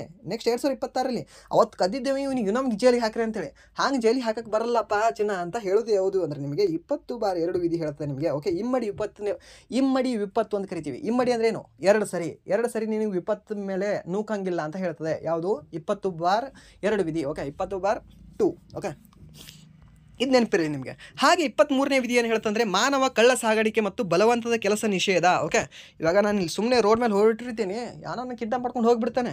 ಓಕೆ, ಕಿಡ್ನಾಪ್ ಮಾಡ್ಕೊಂಡು ಹೋಗಿ ಎಲ್ಲೋ ಮಾರಿಬಿಡ್ತಾನೆ. ನನಗೇನು ಮಾರಲ್ಲ, ಯಾಕಂದ್ರೆ ನಾನು ಯೂಸ್ ಇಲ್ಲ ಅಷ್ಟು. ಸರಿನಾ? ಸೊ ಬಟ್ ನನಗೆ ಮಾರಿಬಿಡ್ತಾನೆ. ಸೊ ಆ ಮಾರೋದ್ರ ಬಗ್ಗೆ ಅದನ್ನು ನಿಷೇಧ ಮಾಡಿದೆ ಇವಾಗ. ಸೊ ಅದು ಎಷ್ಟನೇ ವಿಧಿಯಲ್ಲಿ ಹೇಳ್ತದೆ? 23ನೇ ವಿಧಿಯಲ್ಲಿ ಹೇಳ್ತದೆ. ಓಕೆ, ಮಾನವ ಕಳ್ಳ ಸಾಗಣೆ ಮಾಡೋಂಗಿಲ್ಲ, ಬಲವಂತದ ಕೆಲಸನೂ ಹಚ್ಚಂಗಿಲ್ಲಪ್ಪ ಅಂತ ಹೇಳ್ತದೆ. ಅಂದರೆ ಇವಾಗ ಜೀತ ಪದ್ಧತಿ ಎಲ್ಲ ಇದೆಯಲ್ಲ, ಎಲ್ಲದರ ಬಗ್ಗೆ ಅದು ನಿಷೇಧ ಮಾಡೋ ವಿಧಿ ಯಾವುದಂದ್ರೆ ನಿಮಗೆ 23ನೇ ವಿಧಿ. ಸರಿನಾ? ಹಾಗೆ ಸರ್ ನೀವು ದೊಡ್ಡವರಿದ್ದೀರಾ, ನಿಮಗೆ ಮಾಡಿದ್ರೆ ನಡೀತದೆ, ಚಿಕ್ಕ ಮಕ್ಕಳಿಗೂ ಕೂಡ ಇದ್ರೇನೋ ಕೆಲಸ ಮಾಡಿಸ್ಲಿಕ್ಕೆ ಹಚ್ತಾರಲ್ಲ ಸರ್, ಅದೇ ಯಾವುದಾದ್ರೂ ವಿಧಿಯೊಳಗೆ ಹೇಳಿದೆಯಾ? ಹೌದು, ನೆಕ್ಸ್ಟ್ ಅದೇ ಹೇಳಿದ್ದಾರೆ. ಎಷ್ಟನೇ ವಿಧಿ? 24ನೇ ವಿಧಿಯಲ್ಲಿ ಹೇಳಿದೆ ಮಕ್ಕಳನ್ನು ಕಾರ್ಖಾನೆಗಳಲ್ಲಿ ಕೆಲಸ ಮಾಡಲು ನಿಷೇಧ ಮಾಡಿದೆ ಅಂತ ಹೇಳಿದ್ದಾರೆ. ಓಕೆ, ಮಕ್ಕಳೇನಿರ್ತಾರಲ್ವ, ಮೀನ್ಸ್ 18ಕ್ಕಿಂತ ಚಿಕ್ಕ ವಯಸ್ಸಿನ ಮಕ್ಕಳು, ಸೊ ಅವರಿಗೆ ಕಾರ್ಖಾನೆಗಳಲ್ಲಿ ಕೆಲಸ ಮಾಡಲು ನಿಷೇಧ ಇದೆ. ಸರಿನಾ? ಸೊ ಇನ್ನು ನೀವು ಕೆಲವೊಂದು ಕಡೆ ಇವಾಗ ಪೀಣ್ಯದಲ್ಲಿ ಇಲ್ಲ ಜಿಗಣಿ ಕೆಲವೊಂದು ಇಂಡಸ್ಟ್ರಿಯಲ್ ಏರಿಯಾ ಕಡೆ ನೀವೆಲ್ಲ ಬೆಂಗಳೂರಲ್ಲಿ ಹೋಗಿದ್ರೆ ನೋಡಿರ್ಬೋದು ನೀವು. ಬಿಲೋ 18 ಇಯರ್ಸ್ ನಾಟ್ ಅಲೌಡೆಡ್, ಪ್ರೊಹಿಬಿಷನ್ ಏನೇನೋ ಹಾಕಿರ್ತಾರೆ ಬೋರ್ಡೆಲ್ಲ. ಓಕೆ, ಬಿಲೋ 18 ಇಯರ್ಸ್ ಎಂಟ್ರಿನೇ ಇಲ್ಲ ಅವರಿಗೆ ಕಂಪ್ನಿನಲ್ಲಿ. ಓಕೆ, ಸುಮ್ಮನೆ ಅವರು ಬೇರೆ ಯಾರ ಜೊತೆ ಹೋದರೂ ಕೂಡ ಅವ್ರಿಗೆ ಎಂಟ್ರಿ ಇಲ್ಲ, ಮ್ಯಾಕ್ಸಿಮಮ್ ಎಂಟ್ರಿ ಇಲ್ಲ. ಸರಿನಾ? ಇಂಡಸ್ಟ್ರಿಯಲ್ ಏರಿಯಾದಲ್ಲಿ ನೋಡ್ಕೊಳ್ಳಿ ಬೇಕಾದರೆ ಯಾವಾಗಾದ್ರೂ ನೀವು ತಿರುಗಾಡ್ತಾ ಇದ್ದಾರೆ. ಸರಿನಾ? ಸೊ ಇದು ಎಷ್ಟನೇ ವಿಧಿಯಲ್ಲಿ ಹೇಳ್ತಂದರೆ 24ನೇ ವಿಧಿಯಲ್ಲಿ ಹೇಳ್ತದೆ. ಸರಿನಾ? ಹಾಗೆ 25ನೇ ವಿಧಿಯಲ್ಲಿ ಏನು ಹೇಳ್ತದೆ ಅಂದರೆ ಧಾರ್ಮಿಕ ಸ್ವಾತಂತ್ರ್ಯದ ಬಗ್ಗೆ ಹೇಳ್ತದೆ. ಅಂದರೆ ನಿನಗೆ ಯಾವ ಧರ್ಮ ಇಷ್ಟ ಇದೆಯಪ್ಪ, ನಿನ್ನ ಮನಸ್ಸಿಗೆ ಯಾವ ಧರ್ಮ ನಿನಗೆ ಖುಷಿ ಕೊಡುತ್ತೆ, ನಿನ್ನ ಮನಸ್ಸಿಗೆ ಯಾವ ಧರ್ಮ ಚೆನ್ನಾಗಿ ಅನಿಸುತ್ತೆ, ಆ ಧರ್ಮವನ್ನು ಪರಿಪಾಲನೆ ಮಾಡು ಅಂತ ಹೇಳುತ್ತೆ. ಎಷ್ಟನೇ ವಿಧಿ? 25ನೇ ವಿಧಿ.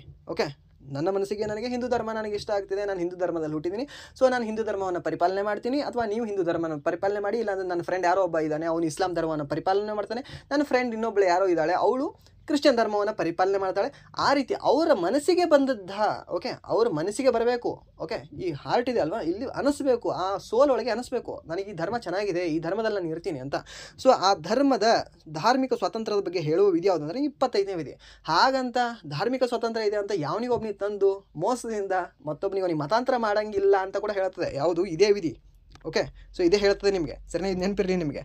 ಹಾಗೆ ಮತ್ತೊಬ್ಬರಿಗೆ ತಂದು ಹಾಕಂಗಿಲ್ಲ ಅಂದರೆ ಒತ್ತಾಯದಿಂದ ಅವನಿಗೆ ಮತಾಂತರ ಮಾಡೋಂಗಿಲ್ಲ, ಅವಳಿಗೆ ಮತಾಂತರ ಮಾಡೋಂಗಿಲ್ಲ. ಯಾವುದೇ ಧರ್ಮ ಆಗಲಿ, ಅದು ಹಿಂದೂ ಧರ್ಮಕ್ಕೆ ನೀವು ಮತಾಂತರ ಮಾಡಿ ಮಾಡೋಂಗಿಲ್ಲ, ಇಸ್ಲಾಂ ಧರ್ಮಕ್ಕೆ ಮಾಡಿ ನೀವು ಮಾಡೋಂಗಿಲ್ಲ, ಕ್ರಿಶ್ಚಿಯನ್ ಧರ್ಮಕ್ಕೂ ಕೂಡ ನೀವು ಮಾಡೋಂಗಿಲ್ಲ. ಅವ್ರ ಮನಸ್ಸಿದ್ರೆ ಅವ್ರು ಆಗಬಹುದು, ಇಲ್ಲ ಅಂತಂದರೆ ಬಿಟ್ಟು ಬಿಡ್ಬೋದು ಅಷ್ಟೇ. ಓಕೆ, ನೀವು ಮಂತ್ರು ಮಾಡೋಂಗಿಲ್ಲ, ಅವ್ರು ಬ್ರೈನ್ ವಾಶ್ ಮಾಡೋಂಗಿಲ್ಲ ಅಂತ ಹೇಳ್ತದೆ. ಎಷ್ಟನೇ ವಿಧಿ? 25ನೇ ವಿಧಿ. ಆದರೂ ಕೂಡ ನಿಮ್ಮ ಮನಸ್ಸಿಗೆ ಬಂದದ್ದು ನೀವು ಪರಿಪಾಲನೆ ಮಾಡಬಹುದು. ನಾನೇನು ಕೇಳಲ್ಲ ಅದಕ್ಕೆ. ನೀನು ಯಾಕೆ ಹಿಂದೂ ಧರ್ಮದಲ್ಲಿದೆಯಾ ಅಂತ ನಾನು ಕೇಳಲ್ಲ. ನೀನು ಯಾಕೆ ಮುಸ್ಲಿಂ ಧರ್ಮವನ್ನು ಪರಿಪಾಲನೆ ಮಾಡ್ತೀಯಾ ನಾನು ಕೇಳಲ್ಲ. ನೀನು ಯಾಕೆ ಯೇಸು ಕ್ರಿಸ್ತನನ್ನು ನಂಬ್ತೀಯಾ ನಾನು ಕೇಳಲ್ಲ. ಒಟ್ಟಿನಲ್ಲಿ ನಿನಗೆ ಯಾವ ಧರ್ಮ ಇಷ್ಟ ಆಗ್ತೆ ಅಲ್ವಾ, ಆ ಧರ್ಮದ ಬಗ್ಗೆ ನೀನು ಪರಿಪಾಲನೆ ಮಾಡು, ಆ ಧರ್ಮವನ್ನು ನೀನು ನಂಬು, ಆ ಧರ್ಮವನ್ನು ನೀನು ಪೋಷಣೆ ಮಾಡು ಅಂತ ಹೇಳ್ತಾರೆ. ಎಷ್ಟನೇದು? 25ನೇ ವಿಧಿ. ಸರಿನಾ? ಇಂಪಾರ್ಟೆಂಟ್ ಇದೆ, ಕೇಳಿದೆ ನಮ್ಮ ಎಕ್ಸಾಮ್, ಅದಕ್ಕೆ ಅಷ್ಟು ಸರಿ ಹೇಳ್ತಾ ಇದ್ದೀನಿ ನಾನು. ಅದಾಂತರ ನೆಕ್ಸ್ಟ್ 26ನೇ ವಿಧಿ ಏನು ಹೇಳ್ತದೆ ಅಂದರೆ, ನಿಮಗೆ ಧಾರ್ಮಿಕ ವ್ಯವಹಾರ ನಿರ್ವಹಿಸಲು ಹಕ್ಕು ನೀಡುತ್ತದೆ. ಇವಾಗ ಯಾವುದೋ ಒಂದು ಧರ್ಮವನ್ನು ನಂಬದೆ ಗುರು ನಾನು. ಓಕೆ, ನಾನು ಇವಾಗ ಒಂದು ಧರ್ಮವನ್ನು ನಂಬದೆ. ಇವಾಗ ಯಾವ ಧರ್ಮವನ್ನು ನಾನು ನಂಬಿದ್ದೀನಿ? ಹಿಂದೂ ಧರ್ಮ ನಂಬಿದ್ದೀನಿ. ಜಸ್ಟ್ ಎಕ್ಸಾಂಪಲ್ ಕೊಡ್ತಿದ್ದೀನಿ. ಓಕೆ, ಎಲ್ಲದಕ್ಕೂ ಕೂಡ ಎಕ್ಸಾಂಪಲ್ ಕೊಡ್ತಿದ್ದೀನಿ ಈಗ. ಅಂದರೆ ಕಂಟಿನ್ಯೂ ಒಂದು 5-6 ನಿಮಗೆ ನೆನಪುಳಿಬೇಕು ಅಂತ ಅಷ್ಟೇ. ಓಕೆ, ಇವಾಗ ನಾನು ಹಿಂದೂ ಧರ್ಮ ನಂಬಿದ್ದೀನಿ. ಸೊ ನಂಬಿದ ನಂತರ ನೆಕ್ಸ್ಟ್ ಏನು ಮಾಡ್ತೀನಿ? 26ನೇ ವಿಧಿಯ ಪ್ರಕಾರ ಧಾರ್ಮಿಕ ವ್ಯವಹಾರ ನಿರ್ವಹಿಸಲು ಹಕ್ಕು. ಒಂದು ಧಾರ್ಮಿಕ ವ್ಯವಹಾರಗಳನ್ನು, ಇವಾಗ ಯಾವುದೋ ಒಂದು ದೇವಸ್ಥಾನದಲ್ಲಿ ಅದರ ಕಮಿಟಿ ಅಂತ ಇರುತ್ತೆ. ಓಕೆ, ಅವೆಲ್ಲವನ್ನು ನಿರ್ವಹಿಸಲು ಹಕ್ಕು ನಿಮಗೆ ಎಷ್ಟನೇ ವಿಧಿಯಲ್ಲಿ ನೀಡುತ್ತದೆ? ನಿಮಗೆ 26ನೇ ವಿಧಿಯಲ್ಲಿ ನೀಡುತ್ತದೆ. ಸರಿನಾ? ಸೊ ಅದಾದ ನಂತರ ನಿರ್ದಿಷ್ಟ ಧರ್ಮವನ್ನು ಉತ್ತೇಜಿಸಲು ತೆರಿಗೆ ನಿಷೇಧ ಅಂತ ಹೇಳ್ತದೆ. ಅಂದರೆ ಇವಾಗ ನನ್ನ ಹಿಂದೂ ಧರ್ಮವನ್ನು, ನಾನು ಯಾವುದೋ ಒಂದು ನನ್ನ ದೇವಸ್ಥಾನ ಇದೆ. ಓಕೆ, ನಮ್ಮ ಊರಲ್ಲಿ ಒಂದು ದೇವಸ್ಥಾನ ಇದೆ. ಆ ದೇವಸ್ಥಾನದ ಕಮಿಟಿಯಲ್ಲಿ ನಾನಿದ್ದೀನಿ, ನಾನು ಅಧ್ಯಕ್ಷ ಆಗಿದ್ದೀನಿ. ಹಾಗೆ ನಾನು ಊರ ಜನರ ಹತ್ರ ನಾನು ಚಂದ ಎತ್ತೀನಿ. ಓಕೆ, ಮೀನ್ಸ್ ನಾನು ಪಟ್ಟಿ ಎತ್ತೀವಿ. ಸರಿನಾ? ಸೊ ಪಟ್ಟಿ ಎತ್ತಬಹುದು, ಬಟ್ ಅದನ್ನು ಒತ್ತಾಯ ಮಾಡೋಂಗಿಲ್ಲ. ನೀನು ಕೊಡಲೇಬೇಕು, ನೀನು ನಮ್ಮ ಊರಲ್ಲಿದೆಯಾ, ನಮ್ಮ ದೇವಸ್ಥಾನಕ್ಕೆ ನೀನು ಬಂದು ಕೈ ಮುಗಿತೀಯಾ, ನೀನು ಕೊಡಲೇಬೇಕು ಅಂತ ಅವರಿಗೆ ಹೇಳಂಗಿಲ್ಲ. ಅದ್ರ ಮೇಲೆ ನಿಷೇಧ ಹಾಕ್ತದೆ. ಬಟ್ ನೀನು ತೆರಿಗೆಯನ್ನು ತೊಗೋಬಹುದು, ಬಟ್ ಒತ್ತಾಯ ಮಾಡುವಂಗಿಲ್ಲ. ತೆರಿಗೆ ಕಲೆಕ್ಟ್ ಮಾಡು ಅಂತ ಹೇಳ್ತದೆ, ಆದರೆ ಒತ್ತಾಯ ಮಾಡುವಂಗಿಲ್ಲ ಅಂತ ಕೂಡ ಹೇಳ್ತದೆ. ಎಷ್ಟನೇ ವಿಧಿ? 27ನೇ ವಿಧಿ. ಸರಿನಾ? ಹಾಗೆ 28ನೇ ವಿಧಿ ಏನು ಹೇಳ್ತದೆ? ಓಕೆ, ತೆರಿಗೆ ಎಲ್ಲ ಸಂಗ್ರಹಿಸ್ತಿದೆ. ತೆರಿಗೆ ಎಲ್ಲ ಸಂಗ್ರಹಿಸಿದ್ದು ಏನು ಮಾಡ್ತೀಯಾ? ಏನು ತೊಗೊಂಡು ಊರು ಬಿಟ್ಟು ಹಾರಿಬಿಡ್ತೀಯಾ? ಇಲ್ಲ ಅಲ್ವಾ? ಸೊ ಅದಕ್ಕೆ ಆ ಒಳ್ಳೆಯ ದುಡ್ಡನ್ನು, ಮೀನ್ಸ್ ಏನು, ಜನರಿಂದ ದೇವರ ಸಲುವಾಗಿ ಬಂದಿರುವ ದುಡ್ಡಿನಿಂದ ನೀನು ಧಾರ್ಮಿಕ ಬೋಧನೆಗೆ ನೀನು ಶಿಕ್ಷಣ ಸಂಸ್ಥೆಗಳನ್ನು ತೆರೀಬಹುದು ಅಂತ ಹೇಳ್ತದೆ. ಎಷ್ಟನೇ ವಿಧಿ ಪ್ರಕಾರ? 28ನೇ ವಿಧಿಯ ಪ್ರಕಾರ. ಇವಾಗ ಸಿದ್ಧಗಂಗಾ ಮಠ ನೋಡಿರಬಹುದು ನೀವು. ಓಕೆ, ಸೊ ಒಂದು ಜೋಳಿಗೆಯಿಂದ ಎಷ್ಟೋ ಜನರ ಬಾಳನ್ನೇ ಬೆಳಗಿದವರು ಶಿವಕುಮಾರ ಸ್ವಾಮೀಜಿಯವರು. ಸರಿನಾ? ಸೊ ಆ ರೀತಿ ಅವ್ರದ್ದು ಎಷ್ಟನೇ ವಿಧಿಯಲ್ಲಿ ಅವ್ರ ಶಿಕ್ಷಣ ಸಂಸ್ಥೆಗಳನ್ನ ಸ್ಟಾರ್ಟ್ ಮಾಡಿದ್ರು ಅಂತ ಕೇಳಿದ್ರೆ ಇದೇ 28ನೇ ವಿಧಿಯ ಪ್ರಕಾರ ಅವರು ಆ ಶಿಕ್ಷಣ ಸಂಸ್ಥೆಗಳನ್ನೆಲ್ಲನೂ ಕೂಡ ಸ್ಟಾರ್ಟ್ ಮಾಡಿದ್ದಾರೆ. ಓಕೆ, ಯಾರಾದರೂ ಸಿದ್ಧಗಂಗೆಗೆ ಇನ್ನೂ ಕೂಡ ಹೋಗಿ ಬಂದಿರಲಿಲ್ಲ ಅಂದರೆ ಹೋಗಿ ಬನ್ನಿ, ಒಂದು ಚೆನ್ನಾಗಿರೋ ದಿನದಲ್ಲಿ ಹೋಗಿ ಬನ್ನಿ. ಓಕೆ, ಹುಣ್ಣಿಮೆಯ ದಿನವೋ ಯಾವುದಾದ್ರೊಂದು ಕಾರ್ತಿಕ ಮಾಸದಲ್ಲಿಯೋ, ಅದು ಆದ ನಂತರ ಯುಗಾದಿ ದಿನವೋ ಹೋಗಿ ಬನ್ನಿ. ಚೆನ್ನಾಗಿದೆ, ಎಂಥ ಬ್ಯೂಟಿಫುಲ್ ಇದೆ, ಎಷ್ಟು ಮನಸ್ಸಿಗೆ ಶಾಂತಿ ಸಿಗುತ್ತೆ ಅಂದರೆ ಹೇಳೋಕ್ಕಾಗೋದಿಲ್ಲ, ಇವನ್ ಎಕ್ಸ್ಪ್ಲೇನ್ ಮಾಡೋಕ್ಕಾಗಿಲ್ಲ, ಅಷ್ಟು ಚೆನ್ನಾಗಿದೆ. ನೋಡ್ಕೊಂಡು ಬನ್ನಿ, ನೋಡಿಲ್ಲ ಅಂದರೆ. ಓಕೆ, ಸೊ ಆ ಶಿಕ್ಷಣ ಸಂಸ್ಥೆಗಳ ಬಗ್ಗೆ ಎಲ್ಲದರಲ್ಲೂ ಕೂಡ ಹೇಳುವ ವಿಧಿ ಯಾವುದಂದರೆ ನಿಮಗೆ 28ನೇ ವಿಧಿ. ಸರಿನಾ? ಸೊ ಇವೆಲ್ಲವೂ ಕೂಡ ನಿಮಗೆ ಹೇಳಬಾರ್ದು ಅಂತ ಏನಿಲ್ಲ. ಓಕೆ, ಯಾಕೆ ನಿಮ್ಗೆ ಅರ್ಥ ಆದರೆ ಹೇಳೋಕ್ಕೇನು ಪ್ರಾಬ್ಲಮ್ ಇದೆ ಅಲ್ವಾ? ಸೊ ಇವಾಗ ಎಕ್ಸ್ಪ್ಲೇನ್ ಮಾಡುವಾಗ ಎಕ್ಸಾಂಪಲ್ ಕೊಟ್ಟರೆ ತಿಳಿತದೆ ಅಂದರೆ ಯಾಕೆ ಎಕ್ಸಾಂಪಲ್ ಕೊಡಬಾರ್ದು ಅಲ್ವಾ? ಇವಾಗ ಡೈರೆಕ್ಟಾಗಿ ಎಲ್ಲ ಅದನ್ನೇ ಹೇಳಬೇಕು ಅಂತಂದರೆ ನಾನೇ ಕೇಳಬೇಕಲ್ವ? ಯಾರು ಹೇಳೋರು ಬೇಕಾಗಿಲ್ಲ ಅಲ್ಲಿ, ಬಟ್ ತಿಳಿಯೋ ಹಾಗೆ ಹೇಳಬೇಕು ಅನ್ನೋದು ಮಾತ್ರ ಕಾನ್ಸೆಪ್ಟ್ ಇದೆ. ಓಕೆ, ಸೊ ಇಲ್ಲಾಂದರೆ ಈ PPT ನಾನು ಟೆಲಿಗ್ರಾಮಲ್ಲಿ ಅಪ್ಲೋಡ್ ಮಾಡ್ತೀನಿ, ನೀವು ನೋಡಿರ್ತೀರ. ಓಕೆ, ನಾನೇ ಟೆಲಿಗ್ರಾಮಲ್ಲಿ ಅಪ್ಲೋಡ್ ಮಾಡಬೇಕು, ನೀವೇ ಗೂಗಲಲ್ಲಿ ಸರ್ಚ್ ಮಾಡಿದ್ರೆ ಫುಲ್ ಎಷ್ಟು 395 ಆರ್ಟಿಕಲಲ್ಲಿ ಸಿಗುತ್ತೆ. ಬಟ್ಟು ಒಂದು ಸರಿ ಒಬ್ರದ್ದು ಕೇಳಿದಾಗ ಯಾವುದೋ ಒಂದು ಎಕ್ಸಾಂಪಲ್ ನಮಗೆ ತೊಗೊಂಡಾಗ, ಇವಾಗ 18 ಅನ್ನೋದು ನೀವು ಮರೀರಿ. ಇವಾಗ ವಿರಾಟ್ ಕೊಹ್ಲಿಗೆ ನೀವು ಯಾರಾದರೂ ಫಾಲೋ ಮಾಡ್ತಿದ್ರೆ ಮರೆಯೋಕ್ಕಾಗುತ್ತಾ? ಕಿಂಗ್ ಕೊಹ್ಲಿ ಮರೆಯೋಕ್ಕಾಗಲ್ಲ. ಯಾಕೆ? ಅದು ನಿಮ್ಮ ಬಿರುದು ಬಾವಲಿಗಳನ್ನು ರದ್ದತಿ ಮಾಡ್ತದೆ ಅಂತ ನೆನಪಿಟ್ಕೊಂಡ್ಬಿಟ್ಟಿರ್ತೀರ. ಅವಾಗ 17 ಮರೆಯೋಕ್ಕಾಗುತ್ತಾ? ನೆವರ್ ಮರೆಯೋಕ್ಕಾಗಲ್ಲ. ಓಕೆ, ಸೊ ಈ ಥರ ಎಕ್ಸಾಂಪಲ್ ಕೊಟ್ಟಿರೋದು ನಿಮಗೆ ಮರೆಯೋದಿಲ್ಲ, ಅದು ಒಂದು ಹೇಳ್ತಾ ಇದ್ದೀನಿ, ಅದು ಕಾನ್ಸೆಪ್ಟ್ ಮಾತ್ರ.